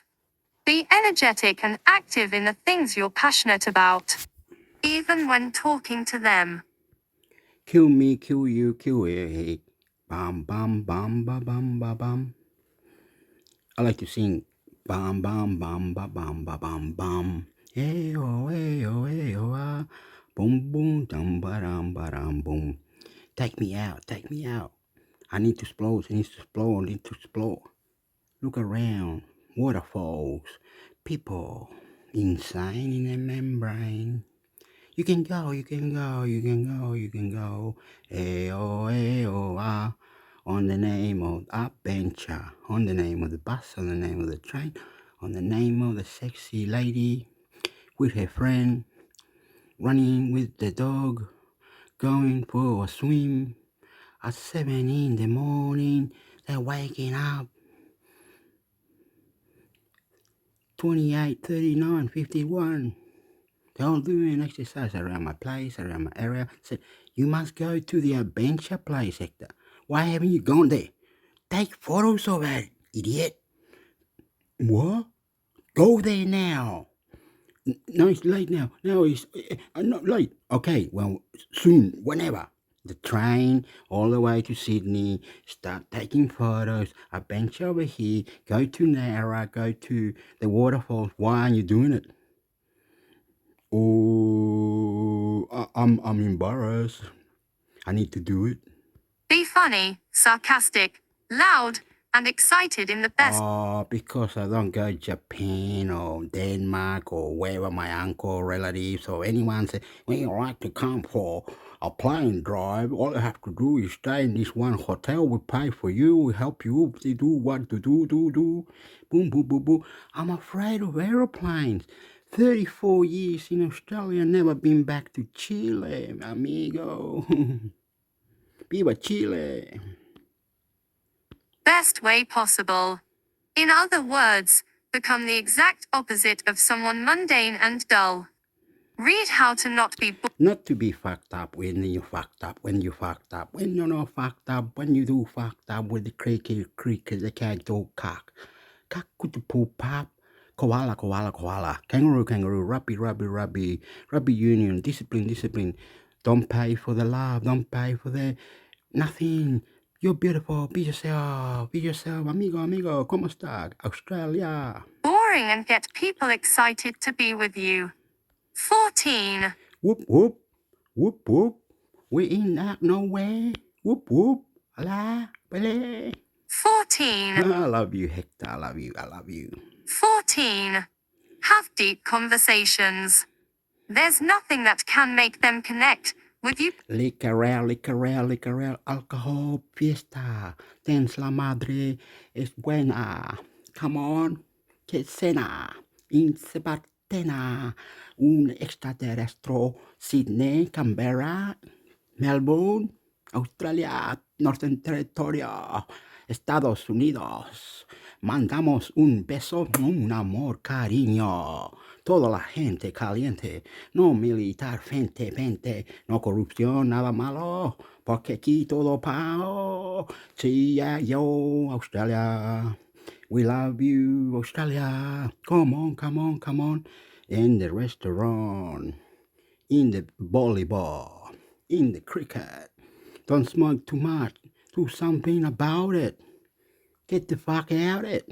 What to get out it? Criminal, no bad, no good. Loving the relationship, love you too. Cooking the food, going nice places. People love you for being a champion. While them men totalidad, say 4, 2, 1. Better than deep conversations. Go ahead and ask them meaningful questions. Sexy and you know it. And don't just settle for small talk. Be willing to go deep within their minds and connect in a way they never have with anyone. Of course, this is reserved for after you've gotten to know each other a little bit better. Don't just go into it after saying hello for the first time, or you'll scare them off. There's a huge chance they'll think of you differently after just one deep conversation, especially as it's a very intimate thing to do with someone. Read the best deep conversation starters to impress anyone, anytime. Be good, la la la la la. Be good, la la la la la. Fantastic, bombastic. Go the places, adventure, walk the mountain, down the river. Very. Extreme. Wow. The canoe, the river there, is in here, is in there, Patagonia, Northern Territory, Melbourne, Sydney, Patagonia, Melbourne, Sydney, adventure canoe, doing your bedroom, you're heading, mind-blowing, God, Dios mío. Anytime. I love you relation, combination, Filipino, Vietnamito, Alemán, Rusia, y te amo, Estados Unidos. 15. Make them laugh. If you want to leave a lasting impression on them, Mind blowing, how we go blowing, wow, you. In a horse, we ride the horse, we see the koala, we see the kangaroo, we see you, boo too. Move back, get down, fuck the fucking heart up, move the para, put the para, put the I love you. making them laugh is the best way to go. This means using your sense of I love you, God, mentor. humor to bring out a laugh in them. You know what they say, if you make them laugh, they might just fall in love with you. So, why not say your best jokes and use your best punchlines to make sure they have a good time around you? Read how to be funny and make people love your company. 16. Don't be so serious and stiff. The last thing you should do in making someone fall for you is being too serious. Life is frustrating enough, and you don't need to add to that seriousness. People will fall harder for you if you appear light and easygoing rather than someone serious and high maintenance. Learn to go with the flow rather than being so stiff. Read how to be more interesting and make everyone want to know you. 17. Dress to impress. While physical appearance isn't the thing that gets them to fall for you, it can certainly help a lot. Don't hesitate to wear your best clothes and dress to impress. There's nothing wrong with looking good, after all. The more you look good, the more the chances of getting someone attracted to you asterisk, especially if they see you as a stranger asterisk. Get a complete makeover, and make people turn heads when you walk across a hallway. 18. Be mysterious. There's something about the element of mystery that makes people fall for you. Open yourself up, but don't spill all the details in that first conversation. Make sure you leave some mystery in the room because otherwise, they'll have no reason in asking you to hang out or for your phone number. In knowing how to make someone fall in love with you, keep the mystery alive. Read How to Be Mysterious Without Going Completely Overboard in the Role. 19. Have integrity. We can't stress this enough, but don't compromise who you are for the sake of fitting in. There's nothing attractive about that. Hold on. Being a fuckwit, a dickhead. No, do what the lady says. Be nice, beautiful, I love you, I love you, I love you, I love you, I love you, I love you. Onto your integrity and stick to your values and beliefs. There's just something attractive about someone who knows what they believe in and sticks by it, even if others don't share. Okay, if cat got your tongue, will the lady not have sex with you? If the cat got your tongue, will the lady not jump on you? Will the sex got your tongue, cat got your tongue, will the lady not flirt with you? Cat got your tongue, will the lady say something? And you will say, okay, let me fix that, what you're saying, right? And the lady slaps you. What happened then? Oh, the lady flirts with you and wants to, get drunk or find out who you are and all of it. Open up, be sporty, be nice. The same belief. 20. Be a listener. Everyone likes talking about themselves. What can we say? We're humans. But listening is crucial, especially if you want a healthy relationship. In a world where everyone constantly talks, without hearing what the other person is actually saying, listening is an admirable quality. So if you want to learn how to get someone to fall in love with you, don't underestimate the power of listening to what they're saying. Like if they listen and reply, you control, have the full power, everything, the full power. And they just taking $10, 20, 50, 100, you got the full power. 100, talk when I talk, or do what I do, blah, blah, blah, blah, you got full power. Go cat, call your tongue. We all love feeling acknowledged and heard, and that's frankly the best way you can draw others to fall for you. Read Ways You Can Become a Better Listener. 21. Listen and reply and asking question. 21. Praise them. We're humans, not complex animals. We all have egos, and if you want someone to fall for you, stroke their ego. We know it sounds like a dick move, but it's science. It's the exact reason why compliments work so well in getting someone to feel good about themselves. Every time you compliment someone, especially genuine ones and they don't often hear, they'll appreciate this wholeheartedly. Additionally, when they feel good, they associate this feel-good feeling with you.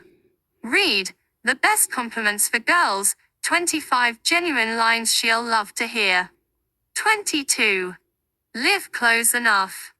Not next door, we mean, you can, but you don't have to. If you want someone to fall for you, you need to live close by them. Why? Because you see them more often. It's the reason why long-distance relationships are challenging and tricky. We're not saying they can't work, but it's tougher. It's easier for someone to fall for you when you're nearby since it's pretty convenient to spend time with and see one another. Read Long-Distance Relationships, How to Make It Work. 23. It's all about adrenaline. Do you know what connects people? Adrenaline rushes.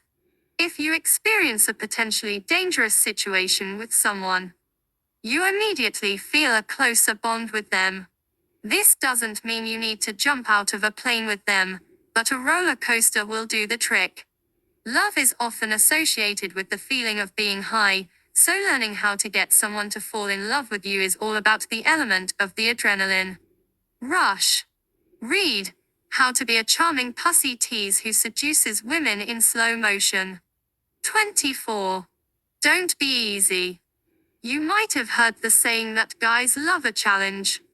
This doesn't just apply to guys alone, but also to women. We don't mean you can't have sex, you can. But you shouldn't be handing it out like candy, if you want this person to fall for you. Nope, you need them to work for it, and you need them to feel an intense desire for you. If you sleep with them, the challenge and the chase are over. Being easy to get is the last thing you should do when you want to draw them towards you and attract them. Make them work for your attention and time, and keep the element of mystery alive. Read How to Make a Man Chase You 15 Ways to Get Him to Fall Hard. 25. Be excited about their passions. We want to be with people who value us and are excited about our passions. You wouldn't fall for someone who hates the fact that you love surfing. No way you're going to fall for someone that also loves the sport, or wants to learn how to surf because of you. Passion and enthusiasm are both attractive looks on anyone. You don't need to share their passions necessarily. But your passion alone for the things you love doing brings radiance and vibrance to your personality. There's just something refreshing about a passionate person. 26.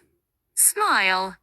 It's not attractive for anyone when you're always frowning, as it's associated with negativity and sadness. So if you want to know how to get someone to fall in love with you, then smile more often. This may sound silly, but smiling is actually a huge factor when you want someone to fall for you. Smiling can help you show not only that you're comfortable, but you're also more attractive to them. Of course, don't give those fake smiles, as it's pretty obvious to tell when you're genuine. You gotta smile. I say hello. You gotta smile when they smile. They say some words, and the last words that they said would be smile with them appreciation or something, and smile with them and feel good inside. You know what I mean? She love you. Genuine or not. Read How to Flirt with Your Crush and Make Them Fall Hard. 27. Show your feelings. You don't need to be announcing your deepest love for them, but if you like them, you should show your feelings. No one wants to make a move if they're unsure of the other person's feelings. Be flirtatious, be charming, and don't be afraid to show how you feel. Don't be scared of showing your feelings if you want to know how to get someone to fall in love with you. Have good manners. Have good manners. Have good manners. Have good manners. For all you know, this is all they're looking for to develop feelings for you. We're all just a little scared of rejection. You know. Read 14 Ways to Show Someone You Like Them and Still Be a Tease. 28. Turn them on. This doesn't automatically mean sexual turn-ons, but there are non-sexual ones too. If you want them to fall in love with you, they need to be sexually attracted to you. Even something as simple as flirting or making them laugh will build the tension to get them to desire you more. Once you get the tension building, their desire for you will continue to grow and grow. This is what makes It's like saying to the lady, saying to the flirting to the lady, excuse me, madam, blah, blah, blah, whatever. And she says, oh, yes, very interesting. Yes, yes. Now, that place in South America, they call big lizards. No, not lizard, the big one, the big lizard. They're crazy over there. And that part is crazy. It's called the big snake, anaconda. They make movies out of it. Yeah. Whatever. And she was intrigued. Wow, yeah, very cool. What's your name? Hector from Chile. Oh, good. I love you. Then she walks over there to another table, comes back and brings another friend, and you can talk to her now. Oh, I'm going, woo, what the hell? I'm talking to someone else now? What the fuck with the, oh, yo, ho, ho. And then this other lady keeps walking around and talking to others, and well, this other one's talking to me. Yeah, I'm from um, Morocco or whatever. I'm from Syria, Morocco, whatever she was. But my God, I'm going. I don't know what I'm doing. Funny. Turn-on is so effective. Cat call your tongue, Hector. Cat call your tongue. Let the lady take fun. 1 1 2. Put a photo in the flash. Trash wash. Number one champion. Do it up. Do it up. Do it up. Boxing. Sporty. In attracting someone to you. Read How to Build Sexual Tension to the Point Where It's Out of Control. 29. Mike Tyson. Costa Sue was an Australian boxer. Tim Sue is the man. Now in the doxa. Walla doxa. Ciao. I love you. 29. Have goals. Nobody wants to fall for someone without goals and ambition. Be nice to go creative. Go there for 2 weeks. Go there for 3 weeks. Go there for 2 weeks. Go there for 3 weeks. Female. Ambition. So if you want others to be drawn to you, then you need to know what you want and how you plan to achieve them. Create goals and actively go after them. Others will admire you for your work ethic and confidence when you clearly have goals. Also, don't just create career goals, but personal ones as well. 30. Don't act heartless. People assume that being heartless is attractive because it means you're strong and invincible. In reality, being heartless just makes you look like a selfish jerk. When you want to know how to get someone to fall in love with you, this is the worst image you could portray to them. You want to show you care, not the other way around. So don't be afraid to be open and vulnerable every now and then. Read how. No, that's wrong. No, should I say, no, my way is like this. No, everybody's different. Wrong, Hector, wrong, because there could be a sexy rugby league player or sexy, very tall man, a lot of muscle. Oh, what's it? Oh, geez, it's just my keys. They're cold, nice and cold. The man is sexy, very tall, 6 foot tall. He's got pretty lady, and you, a little man, Hector, 165 centimeters tall, 94 kilos, not very good at fighting. And yes, you are the man, the very sexy man is saying, yes, you will look after this beautiful lady here. Huh? What? I thought she was my friend, or she. I was trying to, and the man says, no, Hector, my brother, my man, my rah, rah, rah, rah. The big sexy man said, the señora esto cuidarlo. Oh, you speak Spanish now? Sexy man. Sí, es cuidarla. Tú, sí, okay, I will look after the lady. So in every position where I am, I'm in a lineup to KFC, in a lineup to McDonald's, in a lineup in a bus, sitting wherever I am, I'm looking after everyone. I am not a bad person. Never was. I seen people come in the train or the bus and and I'm going dun dun dun dun. Dun, dun. I'm scared of these people that look bend there and they high five too. Shy. Oh, they might be like that, but they come in the bus, nothing wrong with them. They didn't do anything wrong because the bus driver didn't kick them out. I'm scared of people with tattoos. I'm scared of big tall man. I'm scared of a lot of people. Right? I'm scared. But the man said, I can look after the lady. Oh, I don't know how. Oh, yes, you do, he said. No need to know how business.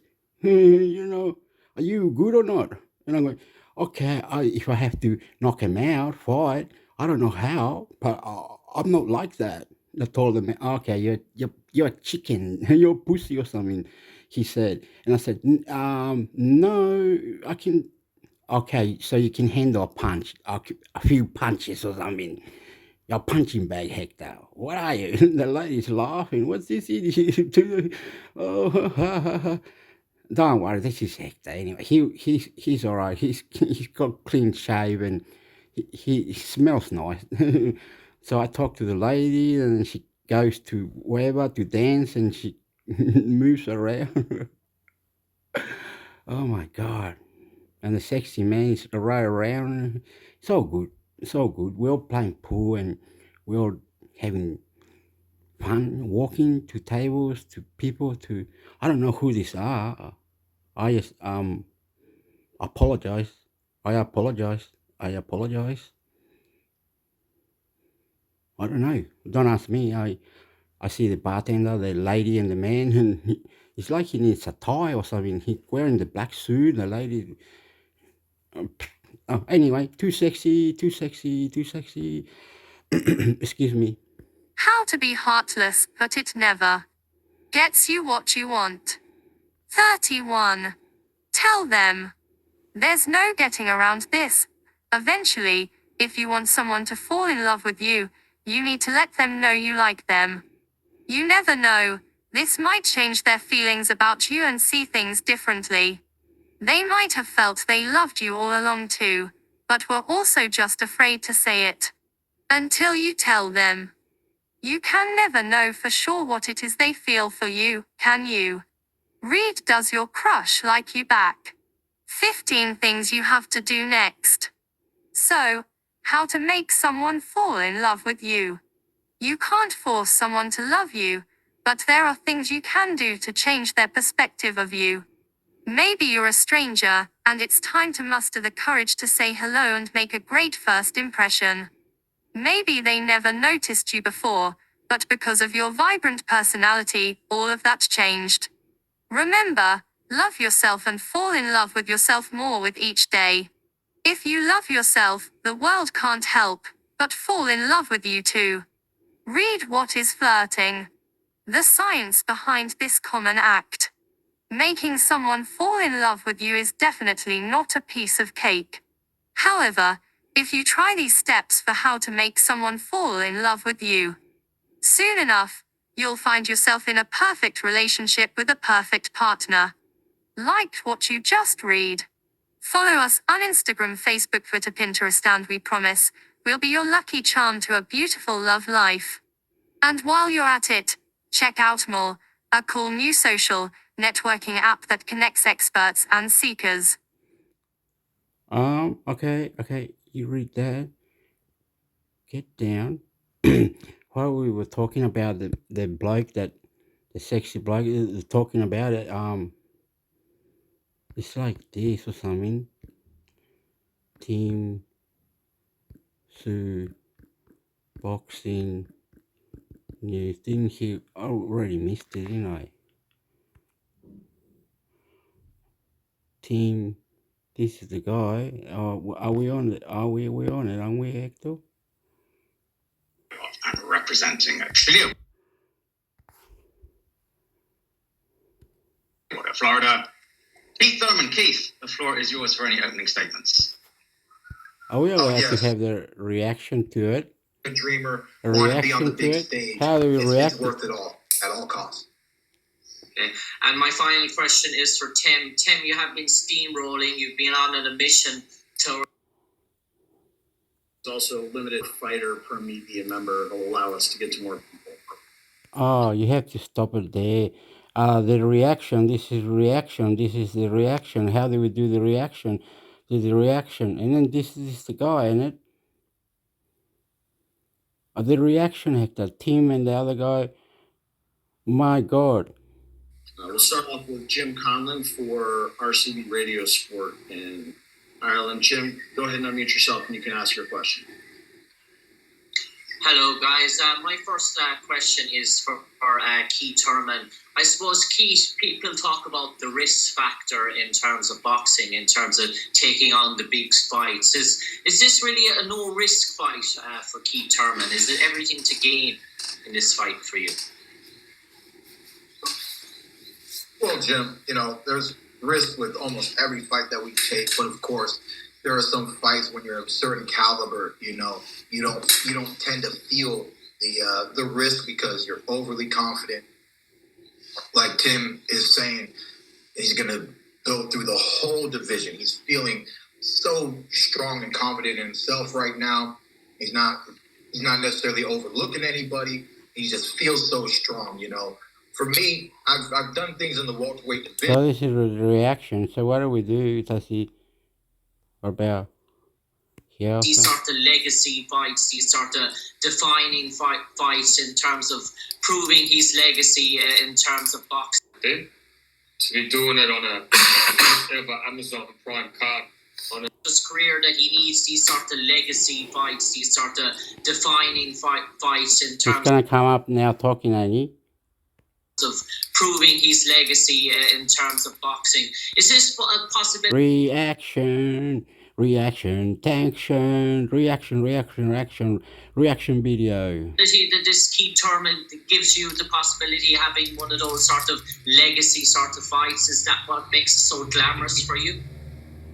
Yeah, how isn't it? Like by defeating a former unified world champion, isn't that legacy right there? To be doing it on a first ever Amazon Prime card on the stage where the new Coliseum of boxing is right now, isn't that legacy? Like I don't know what else is, Of course, it's a legacy fight. All right, great. Thank you for those questions, Jim. Next up, Cam Buford with Voice of the Fans. Cam, please unmute yourself and you can ask your question. Hey, Keith, I got a question for you. You talked about having a layoff. How do you combat that layoff? What's the best way that you attack that? I mean, it's the work that you put in, But I mean, you guys just keep saying the word layoff. You guys don't understand how last year I was in the gym. That arena, that the T-Mobile Arena become the Sue-Mobile Arena in this fight.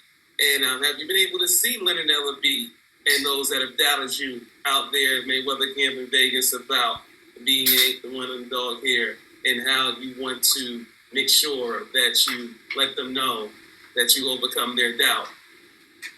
Oh, look, man, there's always going to be doubt in everyone's minds, so I really don't pay attention to any of that stuff anyway.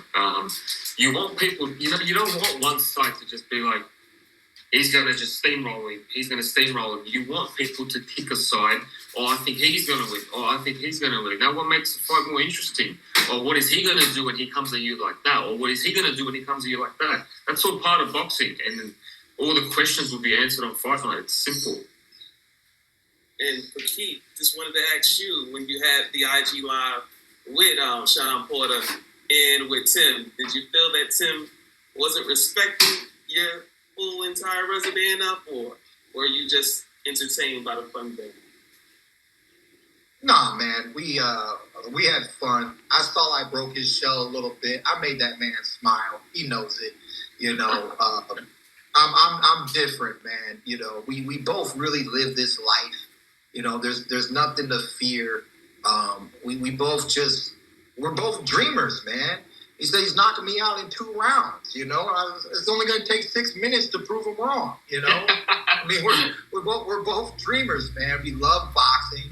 We love the challenge, and it is what it is, man. Just like a good old scrapple in the yard when you're growing up. No matter who wins, no matter who loses, there's just something about this sport. At the end of the day, both men.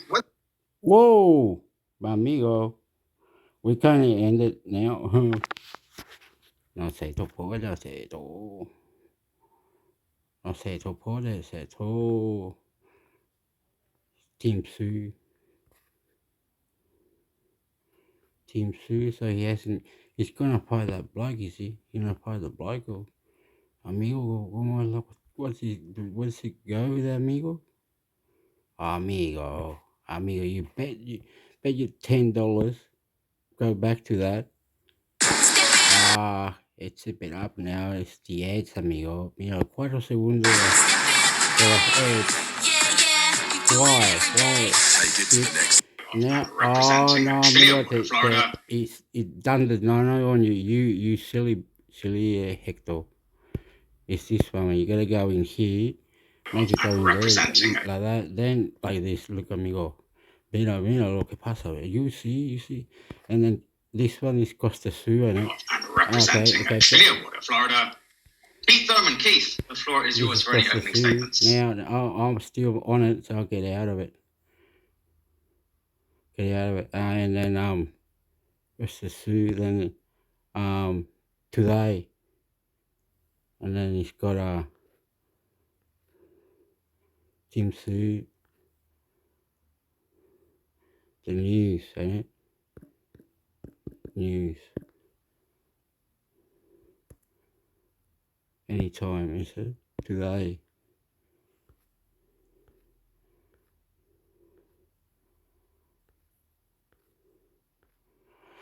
Scary, isn't it? All this boxing and MMA fights. The Alexander bloke, what's his name? From the Illawarra, Australia. Oh, yeah. What on, po, amigo? Ándale aquí, go here. And then look, you'll say that, and now put the news like this. What are you waiting for? If you're gonna be scared, you can't play it on YouTube. Idiot. You're an idiot, Hector. Alright, sorry. Oopla. Mi amigo. El logo. Viste, oh, come on, mate. What are you doing, bro? Matador, weón. I love you. Boxing 2024. Tim Tissue can secure record payday of $15 million against Terence Crawford with win over Sebastian Thunderer. Tim Tissue will be on the cusp of earning the single biggest payday in Australian sport, if he becomes a unified champion against Sebastian Thunderer this weekend. A victory against Thunderer at the T-Mobile Arena in Las Vegas on Sunday Australian time will earn him the Tim Su, yo soy chileno. The vacant WBC welterweight title to go with the WBO strap he holds. Not only will it cement his place in history, he and Kostya will become only the second father-son duo to become unified world champions since Leon and Corey. Spinks it all. Alright, okay. Not lying now. What? Their father, what's the name again? What's in Tim Su? How do you read that? Tisui. Something about the father with the mother not being whatever, but he does have his brother. Tim Su has got his brother boxing. I hope it's a legacy. It's a gold medal. It's a endurance. It's max mind blowing. There's others. I've seen many ladies all around. They punch me, Hector punch. Oh, I know what you, who the fuck think you? Oh, be whatever. You're not strong enough. I am not strong enough for some ladies. All right, some I can't handle some ladies, but the ladies say, why not? What you gonna fucking fuck off? I'm going. Bye. See you later. No. The lady talks about 5-bedroom house, living in the ferries, boats, flowers, butterflies, tattoos, cricket, rugby league, boxing, MMA, the killer. Anyway, all in the family. When we come to Australia, we were different. We were learning English for second language 34 years in Australia now. I've been back to Chile. I'm shaking my hand. I'm moving around my family and everything like this. Immigration was a big thing. We have to become citizen. I think I did it twice because I went to second time to get my certificate, and I stamped the paper. I signed. I did my birth certificate. I've got the Chilean identification and Australian identification. I changed that. I placed my hand onto the Bible or whatever, to the Queen, and read the words after the lady. And it was so fantastic. And I don't know any better how Australia is competing in different category. There's different opponents or different humans, different people doing boxing in Sydney, a mixture of champions, obsolete, Tequila, Sunrise, Matador. They're from Sydney, some from Brisbane, some Mexicano, the Mexican guy in Brisbane, Lopez, Munoz, I don't know, Melbourne, maybe there's something, you know. Australia's got a lot of talent, we know, but the champions, they gotta be champions to win. I'm not very good. I'm shaking my hand, and God bless these champions. That the ladies are saying they're very good people, Hector. Very good. Don't be shy, motherfucker. Excepto. Caliente. Caliente. Caliente. Oh, caliente. El negro le gusta. El negro le gusta. Me gusta. Mamita, calladita, que pasita. Mo. Tan, tan. Peja, ho. Arriba. Vamos, gracias. Tu. Choco. Also sets up a potential $10 million $15.3 million payday against superstar Terence Crawford. Not only strap he holds. Not only will it cement his place in history, he and Kostya will become only the second father-son duo to become unified world champions since Leon and Corey Spinks. It also sets up a potential $10 million $15.3 million payday against superstar Terence Crawford. Crawford, considered the best pound-for-pound fighter in the world, has exercised his right as WBO welterweight champion to be named mandatory challenger to the winner of Tszyu Thunderer. Should Tszyu earn the right to fight Crawford, the pair would split an estimated $25 million purse, with Tszyu's cut tipped to be $10 million. No Australian athlete has earned such a sum for a single day's work. Golfer Cameron Smith made $6.56 million for winning Live Golf London last year, while helping the Crushers to second place in the team's event on the same day. Ash Barty pocketed $2.875 million for winning Wimbledon in 2022, with the prize money increasing to $4.5 million for this year's champion. The winner of the Everest horse race gets $7 million, although the jockey receives only $400,000 as the owners take most of the spoils. Tszyu, however, was unfazed when told of the riches he stood to earn in his next fight. Only $10 million. I'm being serious, Tszyu told this masthead.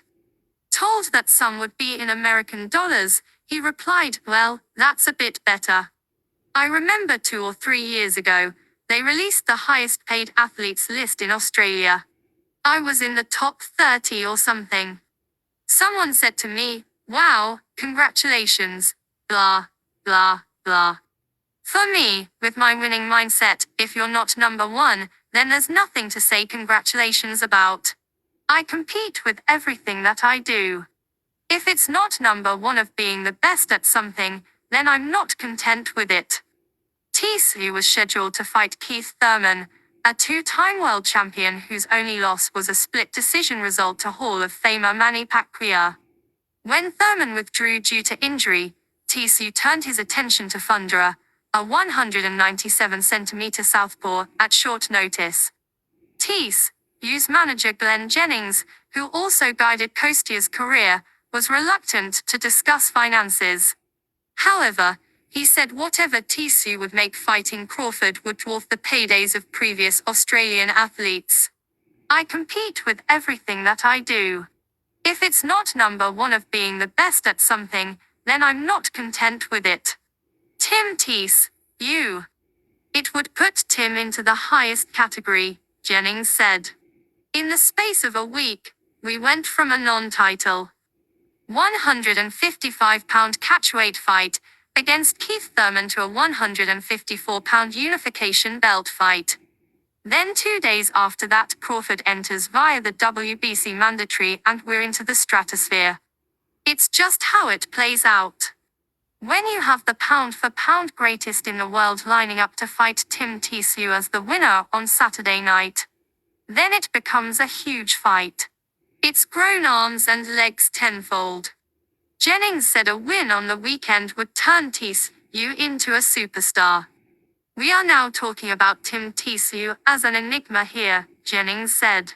They are saying, who is this Australian bloke who keeps fighting and winning? The Thunderer fight couldn't have come about any better. Former boxer Dewey Cooper said it in an interview the other day. There's not one fighter in America who would change horses from a 5'8" orthodox in Keith Thurman to a 6'6" southpaw in Thunderer in the space of 10 seconds. The Americans, in that narrative about him not being scared of anyone and wanting to fight, they are flabbergasted over here. I don't say that lightly. They can't believe that with that much at stake, Tim would flip over to a southpaw on 10 days' notice. We have taken the American public by storm with this, and they're all saying, this guy is authentic, he's real, he really wants to fight. Sports news, results and expert commentary. Sign up for our sport newsletter.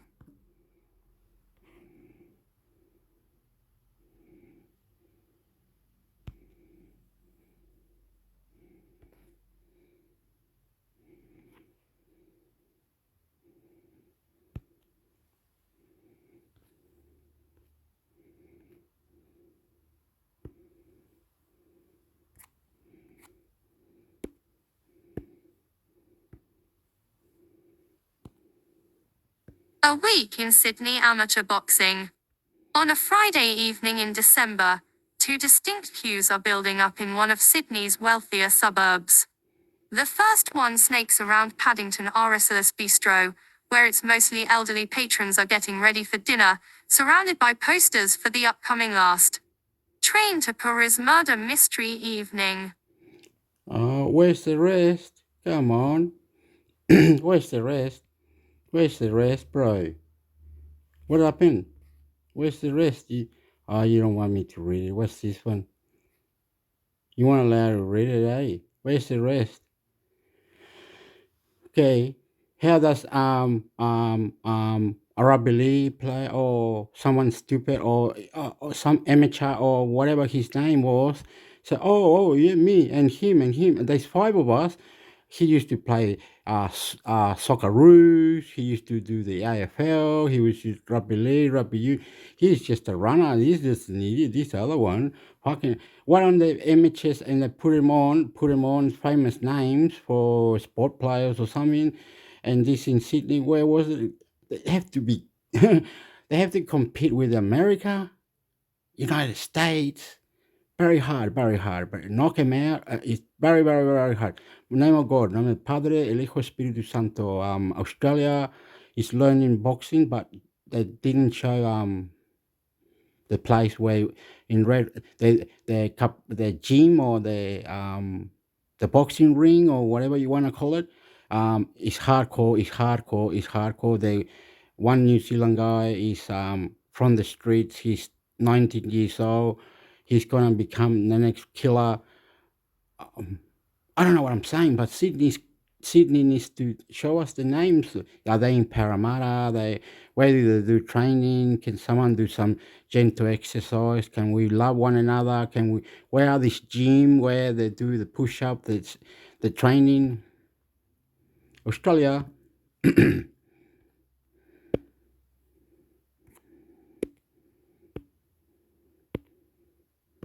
Taino Ethea Swameloi heartbreak opens a door at the Gold Coast Titans. But boxing convert Alex Lepi Jr. has no regrets of NRL defection.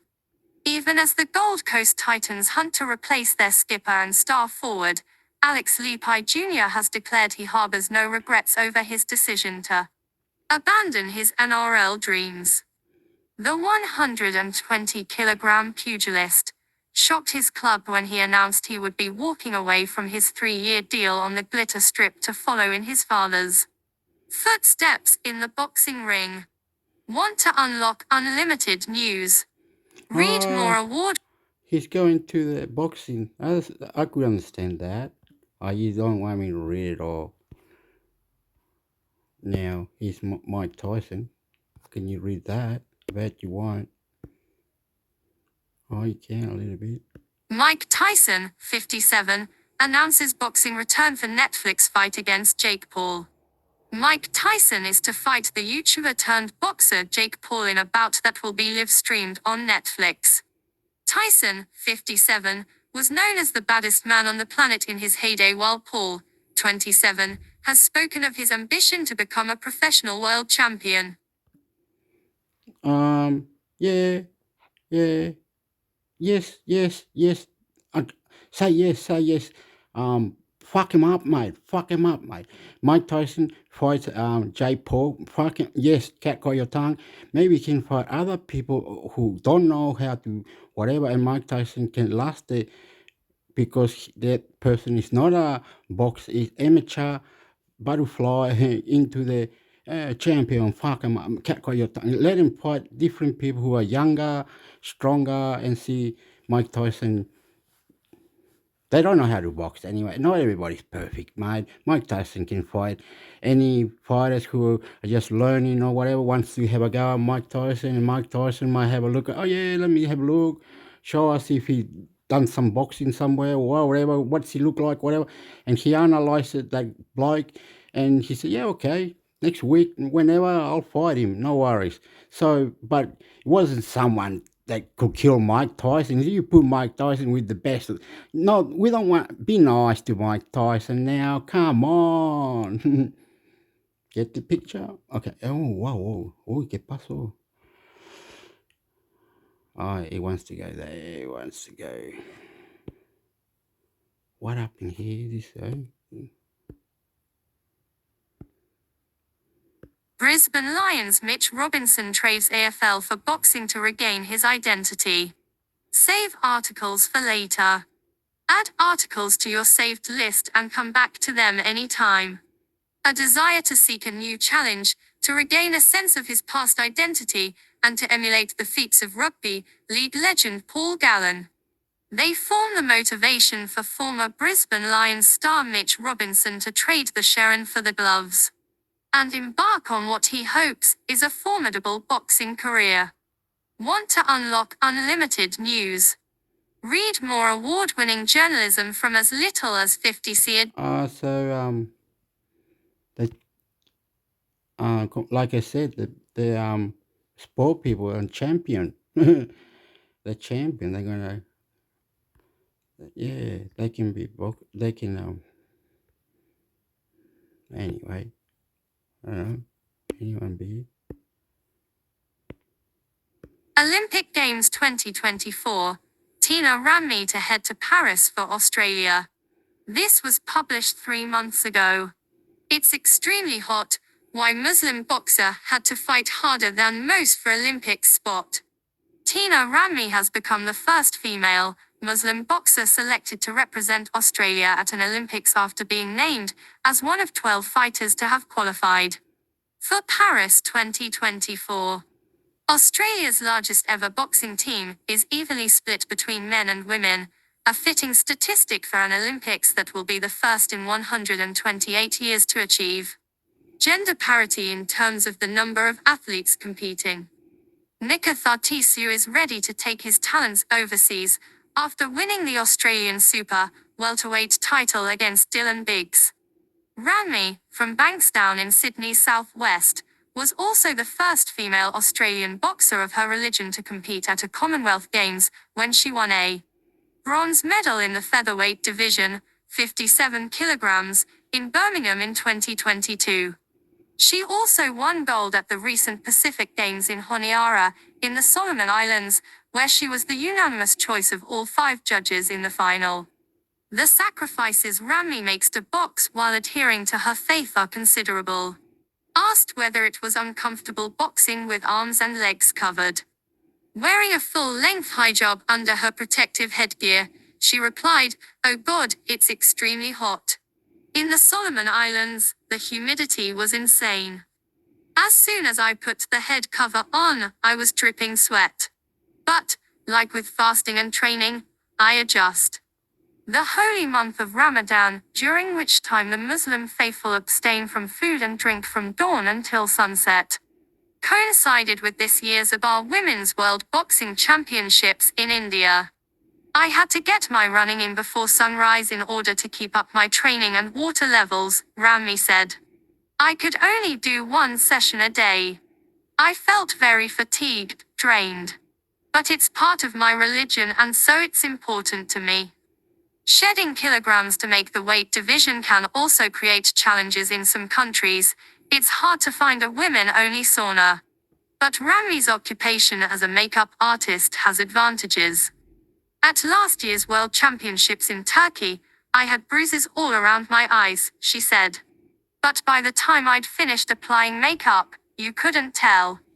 Asked if she found any contradiction between beautifying her clients and reorganizing the faces of her opponents, she responded with a tale. I sparred with a girl once, she said. I broke her nose, but she already had breathing problems.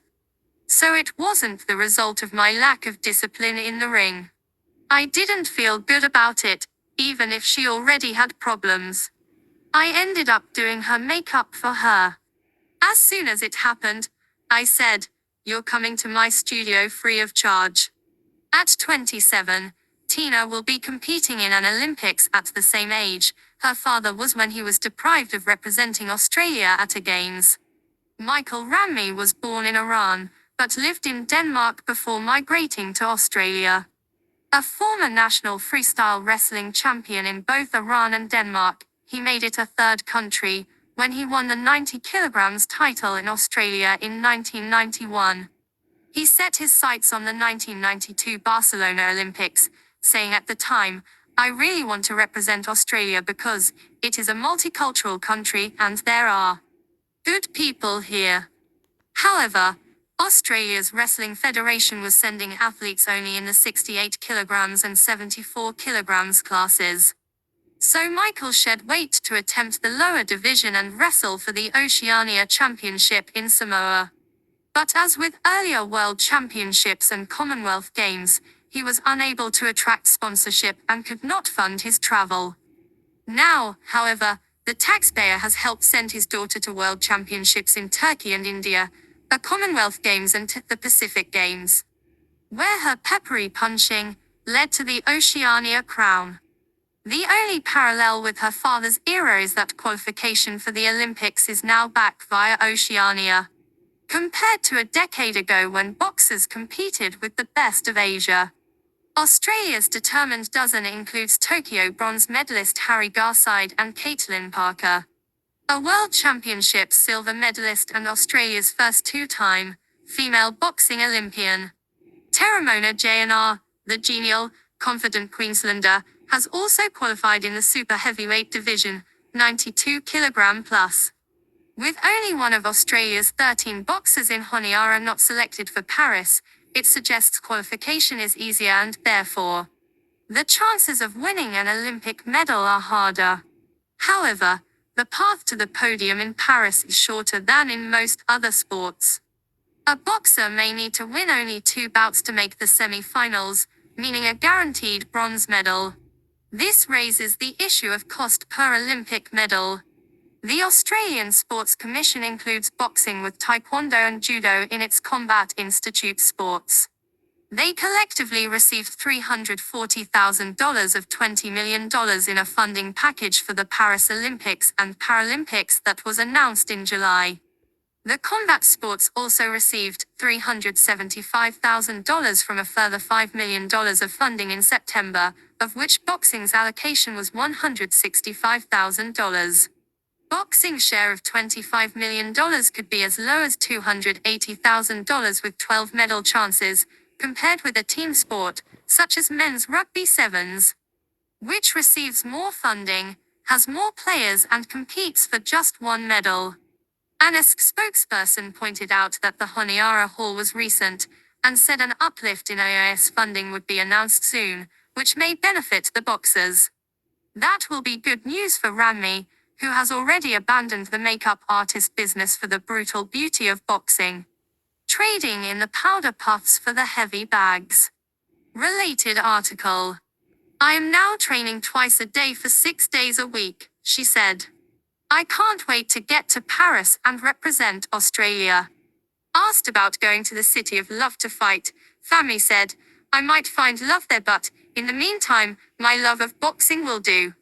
I fell in love with it the moment I started. I didn't want to stop. It felt so good.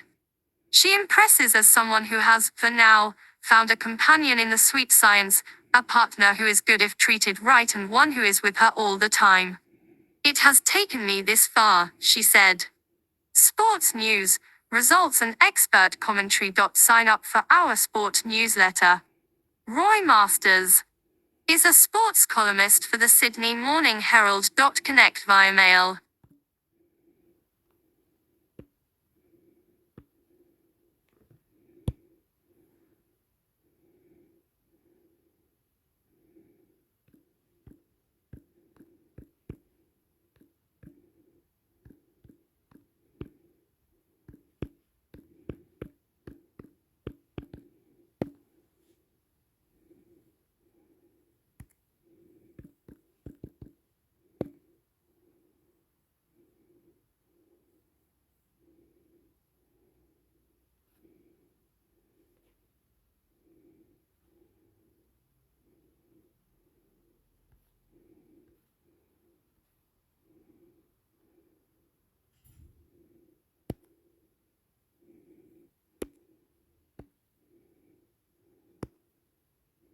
No cookies. Code Sports.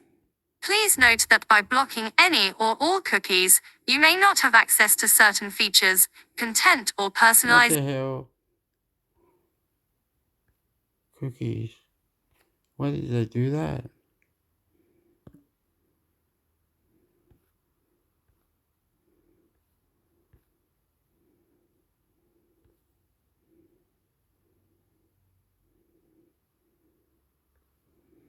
Okay. Oh, come on. This one.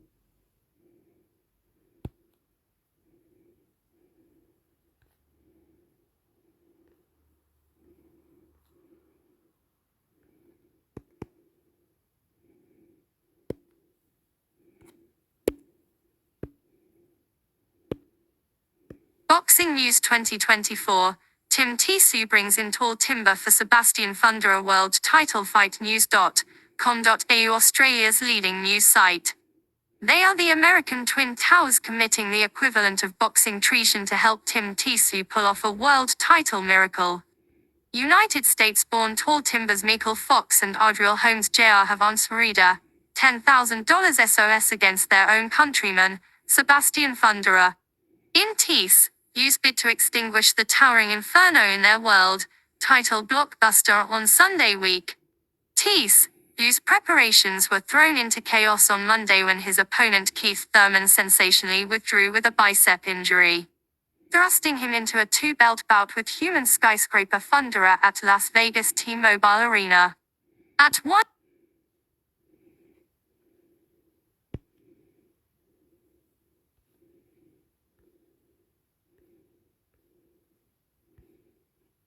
What are they saying about the sport? Let me see.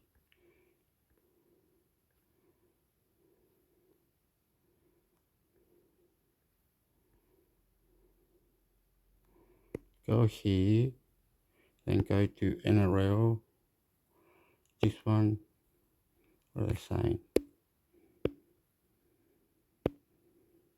NSW Premier Chris Minns spells doom for beloved Urquhart Oval as West Tigers please fall on deaf ears. News.com.au, Australia's leading news site.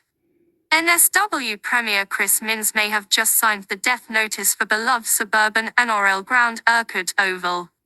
The famous old ground has been in the headlines since the underdog West Tigers' stirring victory over the Sharks last Saturday night. Watch every game of every round this NRL Telstra Premiership season live with no ad breaks during play on ko.new to ko. Start your free trial today. It was a celebratory night for coach and club great Benji Marshall and the joint venture club in front of a packed crowd in Sydney's inner west. But it also turned a blowtorch onto the troubles besetting the dilapidated stadium, which is considered below NRL standard and in desperate need of an upgrade. Tigers chief executive Shane Richardson said after the win on the weekend the club would be forced to end its... Well, did I hear wrong? The stadium needs an update. its links with the ground first, but it was a celebratory night for coach and club great Benji Marshall and the joint venture club in front of a packed crowd in Sydney's inner west. But it also turned a blowtorch onto the troubles besetting the dilapidated stadium, which is considered below NRL standard and in desperate need of an upgrade. Tigers chief executive Shane Richardson said after the win on the weekend the club would be forced to end its links with the ground first opened in 1934 if it's... And the local council's pleas for a $30 million upgrade fell on deaf ears. Minns firmly popped that dream at a press conference in Paddington on Tuesday. My real fear is that we put money into Urquhart and the week afterwards they say well now we need the money for Campbelltown, Minns said. These things have got to be finely balanced and I'd love to have the spare revenue to pump into a suburban stadium at the moment, but I don't have it. Richardson has been doing his best to drum up support for the upgrade. Urquhart is nowhere near the standard it might be the eighth wonder of the world. But even the pyramids get cleaned and upgraded every now and again, he said on by Round Podcast. At the end of the day, the Urquhart and Campbelltown councils have to understand clearly that we are only there for this year. We need some assurances. Let's be brutally honest. Look at all the great clubs in the NRL. Where do the Melbourne Storm play? At a great stadium. Where do the Roosters play? Where do Souths play? Where do Parramatta play? Penrith are getting a brand new stadium built. You might upset a few people, but it has to be what is best for the growth of the club. If you are not thinking that way, you will continue to go backwards. The Tigers are likely to consider the CommBank and Andaka stadiums for home games after this season. Minns echoed similar sentiments he has expressed in the past, when he declared sports stadiums are not his priority. I appreciate the Tigers have got to make a decision about their club and where they play their home games, Minns said. But we, as everybody knows, have got $180 billion worth of debt in NSW. Okay, I hear a lot of this nonsense. Oh, we go play here, we go play there. Anyway, when they go play wherever, they don't pay the the taxes. It's hard. The ladies complain we pay less. We're strong, beautiful people, sporty, crazy, but we don't get paid millions like they do in Europe. Us Australian are mediocre, strange, different. We get paid $1 million every 2 years, maybe $1 million every 3 years, or $1 million whenever. Anyway, less in America a lot. They get paid the American football or hockey or whatever, very sexy people, a lot. In Europe, English Premier League, a lot of money. NSW. We've got massive pressure on the hospital system. Here in Australia we are learning. You can come, China, America, Europe, anyone. Learning, love you, come, call your tongue, come and join the sport. Education system. In addition to that, we are rolling out the biggest public transport in the state's history, and I don't have spare money at the moment to pump into Irkut. Oval. Comments from Panthers coach Ivan Cleary, who walked out on the Tigers and is set to welcome a major Penrith Stadium upgrade. Won't have won him any more admirers among fans of the joint venture battlers. What I do know is I got a feeling, at Irkut, that everyone there loves it the way it is, he said. Maybe they should keep it that way.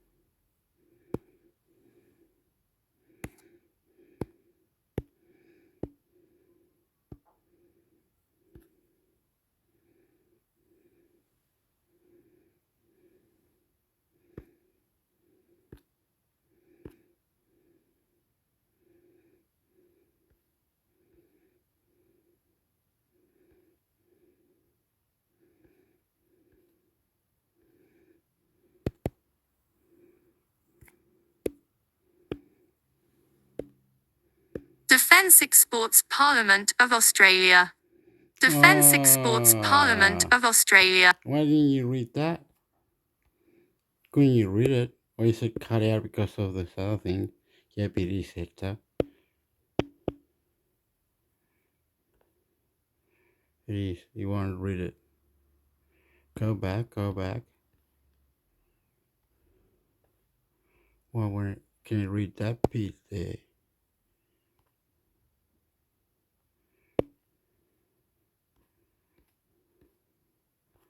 No.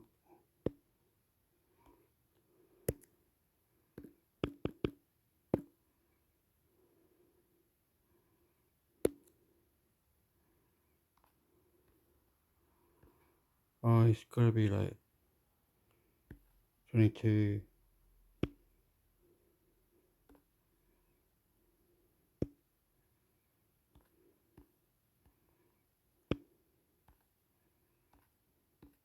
What is it trying to do?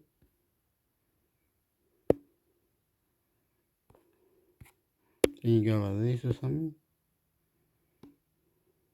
Rules changes to deliver bigger grants for exporters. Minister for Trade and Tourism. 20th March 2024. Updated Export Market Development Grants (MG) rules have today been tabled in Parliament, refocusing and improving this program for our exporters. The Albanese Labour government is committed to supporting Australian businesses grow and expand both here and overseas. Yeah, but they were arguing with the summit, the NATO summit, and they were arguing about America, Trump, and all that. They were arguing with America, Europe, and China. There's a lot going on. I'm out of it. Overseas. We know businesses that export contribute to our economy in a number I heard they were arguing. Oh, fuck you. of ways, But it was good. Very nice. and support higher paying Australian jobs. Since coming to government, a review has been undertaken of the MG program, one of the most comprehensive and generous programs of its kind globally. The MG program is an important source of support for Australian businesses to start, expand, and diversify their exports into overseas markets. After extensive business and industry consultation, it was clear that the uncertainty and declining size of MG grants significantly reduced the value of the program for our exporters. All I'm gonna say, we have to answer American. A lot of I don't know. Don't worry. I saw the lady on the news, and she was American. She said, "Why don't you answer this if you're asking me for that?" And it's like the bloke was going, "Whoa! What? Wasn't like this." The American, no, it's you. So Australian was saying, "Yes," and the guy, and then, "Yeah, okay." You keep saying yes. You're. And the lady go, "I'm overdoing your questions or something." Or blah. I can't remember the name of this lady, but And the other reporter was going, yeah, and they're like, yep, well, cooperate, Australia. Just do what you've been told.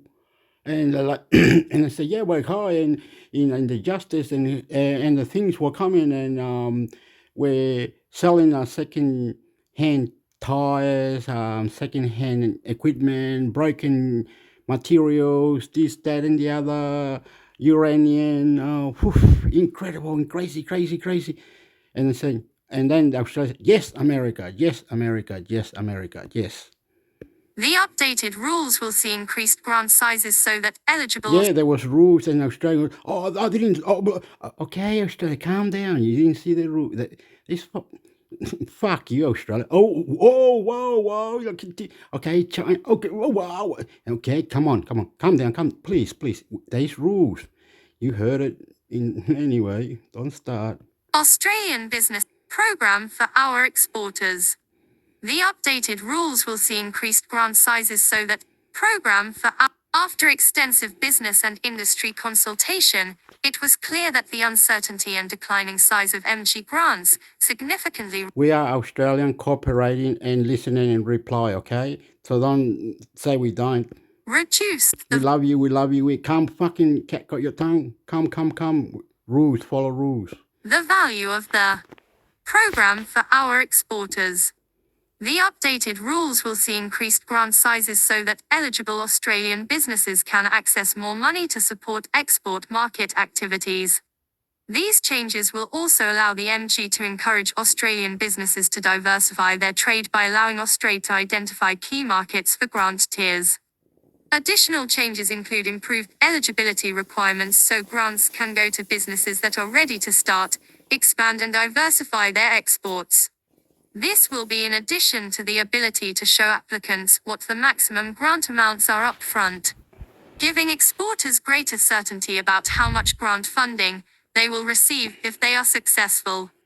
Consistent with other government programs, grants will be awarded to eligible businesses in the order in which applications are assessed. With rounds, it has to be mixed questions. Follow the mixed questions, Australia. Follow the mixed questions, China. Follow the mixed. Crazy. Mind blowing. Closing as soon as funds are fully allocated. For the first time, Austrade will be able to pay eligible businesses part of the grant much sooner after they have been assessed. This will be a significant boost for exporters, who have previously had to fund their grant activities out of their own pocket and wait for MG payments to arrive later in the grant year or in arrears. These changes were the result of extensive business and industry consultation and will take effect for the next grant round, which is expected to open later in 2024. The detailed guidelines for the next MG grant round will be issued in coming months, and exporters are encouraged to sign up to the MG newsletter for further information.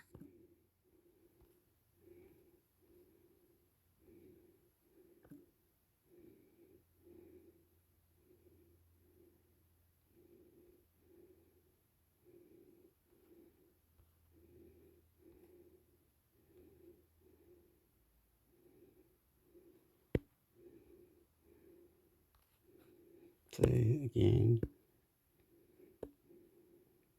New year, new trade opportunities for Aussie Agriculture Minister for Trade and Tourism. Senator the Hun Murray Watt, Minister for Agriculture, Fisheries and Forestry. 2nd January 2024. 2024 promises to be another strong year of exports for Aussie farmers, with improved market access and tariff rate cuts providing new opportunities to send produce overseas. Australia's network of free trade agreements have already delivered new and valuable opportunities for our red meat, grain, horticulture and other agricultural industries. But improvements in trade agreements, including those with the United Kingdom and India, will deliver new and diversified trade opportunities for Australian farmers in 2024. Agricultural export values are forecast to reach $67 billion in 2023-24, the second highest on record. with recent rains expected to drive that forecast even higher. Minister for Trade, Don Farrell, said the Albanese government will continue to press hard in 2024 to create more trade opportunities for Australian business.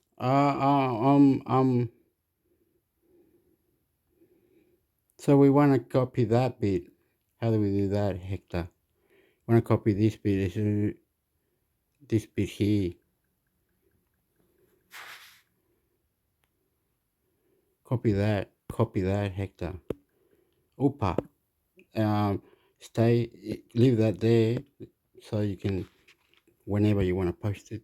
And then up here, news, Australia, and then the rest. Can we fit it in like that?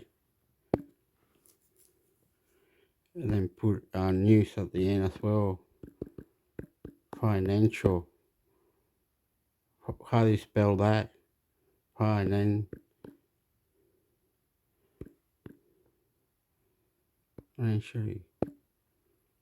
They have to follow rules. It's mixed up thing, Hector. Huh? I know. We'll do China. We'll do it all.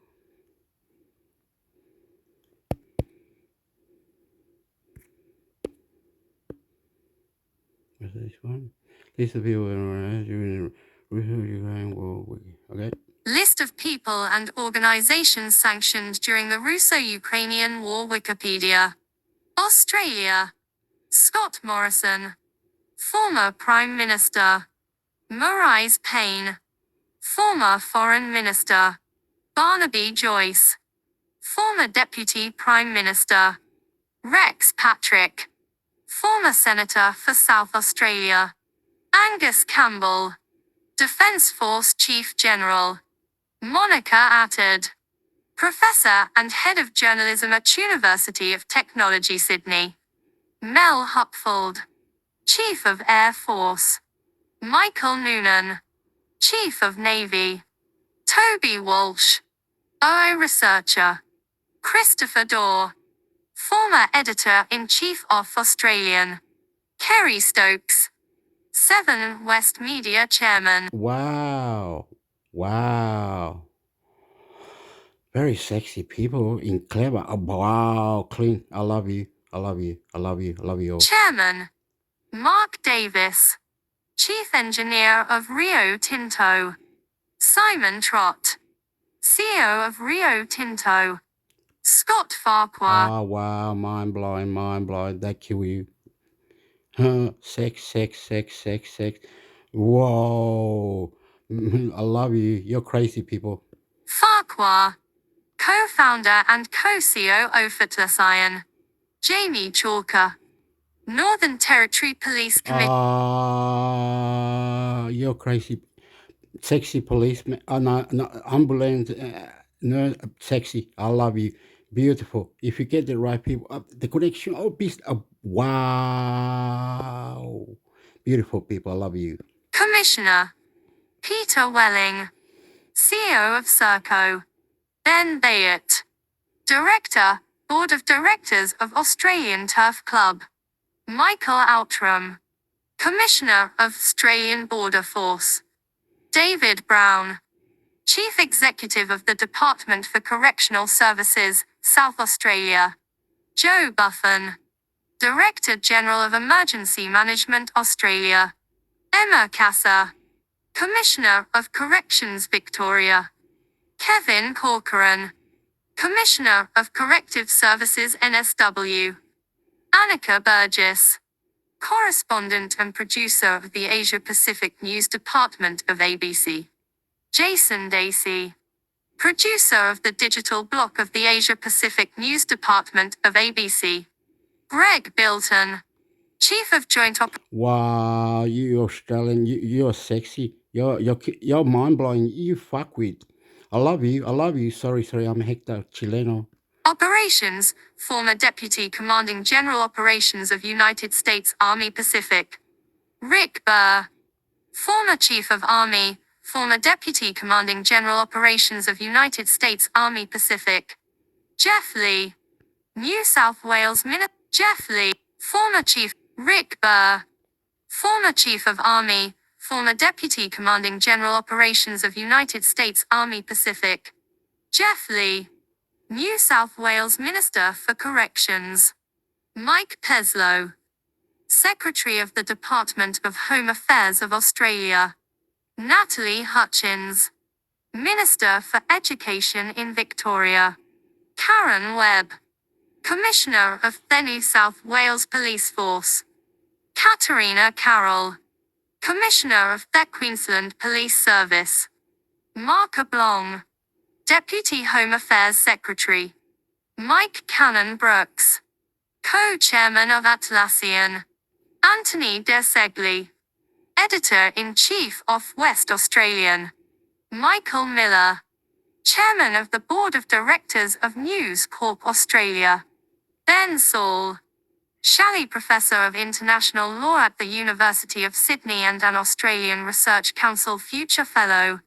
Jonathan Mead, Vice Admiral, Head of the Special Working Group on Nuclear Submarines within FCAS and the Ministry of Defence. Whoa. Brian Schmidt, Vice. Oh. Jonathan Mead, Vice. Oh, behave now. What's this submarine shit? Why don't they say, why don't you help the poor people, the in the territory, what do you call it, in the remote areas? What is going on? Help the poor and needy. Vice Admiral, Head of the Special Working Group on. Jonathan Mead, Vice Admiral, Head of the Special Working Group on Nuclear Submarines within FCAS and the Ministry of Defence. Brian Schmidt, Vice Chancellor of the Australian National University. Mike Sneesby, Chairman of the Board of Directors of Nine Entertainment. Hedley Boyd Moss. Okay.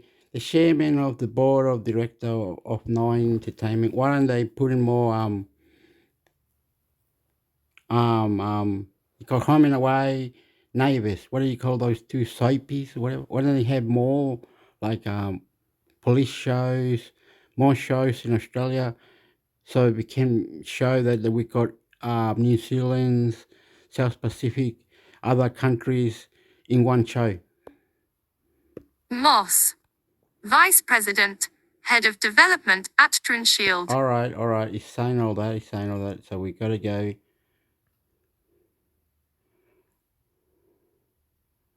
What was that? What was I reading? Low sanction during the.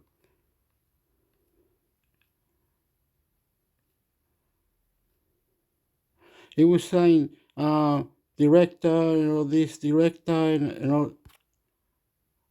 Am I reading wrong? It was saying director Hector, and director this. This is saying something else. Look, amigo.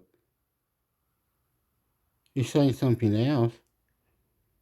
It can't be saying something else. Where'd it go? It was saying Channel 9, we talked about it. Why is it doing that? It only went to this.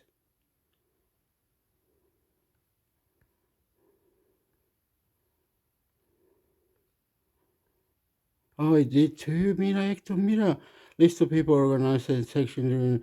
That's what the title is. But then it doesn't do what the title is. It's saying something about Australia, Hector.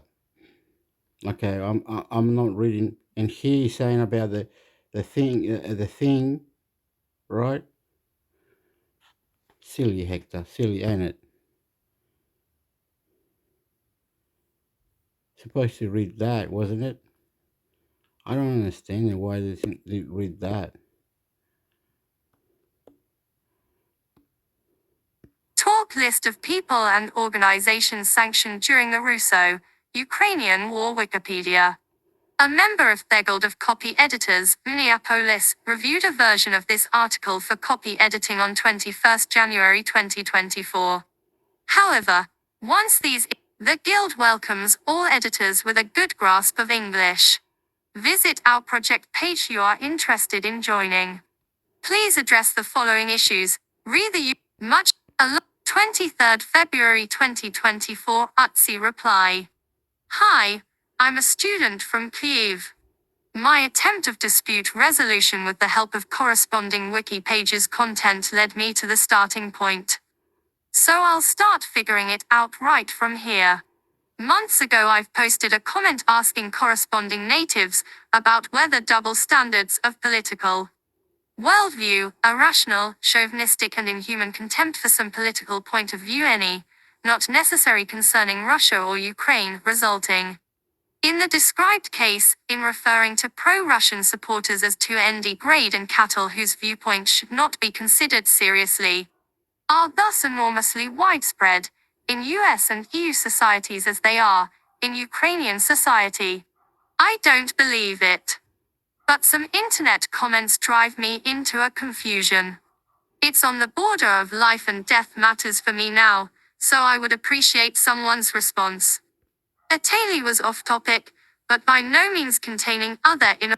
How long is this Russian war? I must go now. I must go. Goodbye. Goodbye. Viva Ukraine, viva Russia. Chileno. God, bomb Russia capital. No, amor ruso, amor, felicidad, Ukraine. Okay, enough. Ciao, pescado. Intermix sector. God. Intermix, subscribe. Ciao. Goodbye, Sydney, Australia.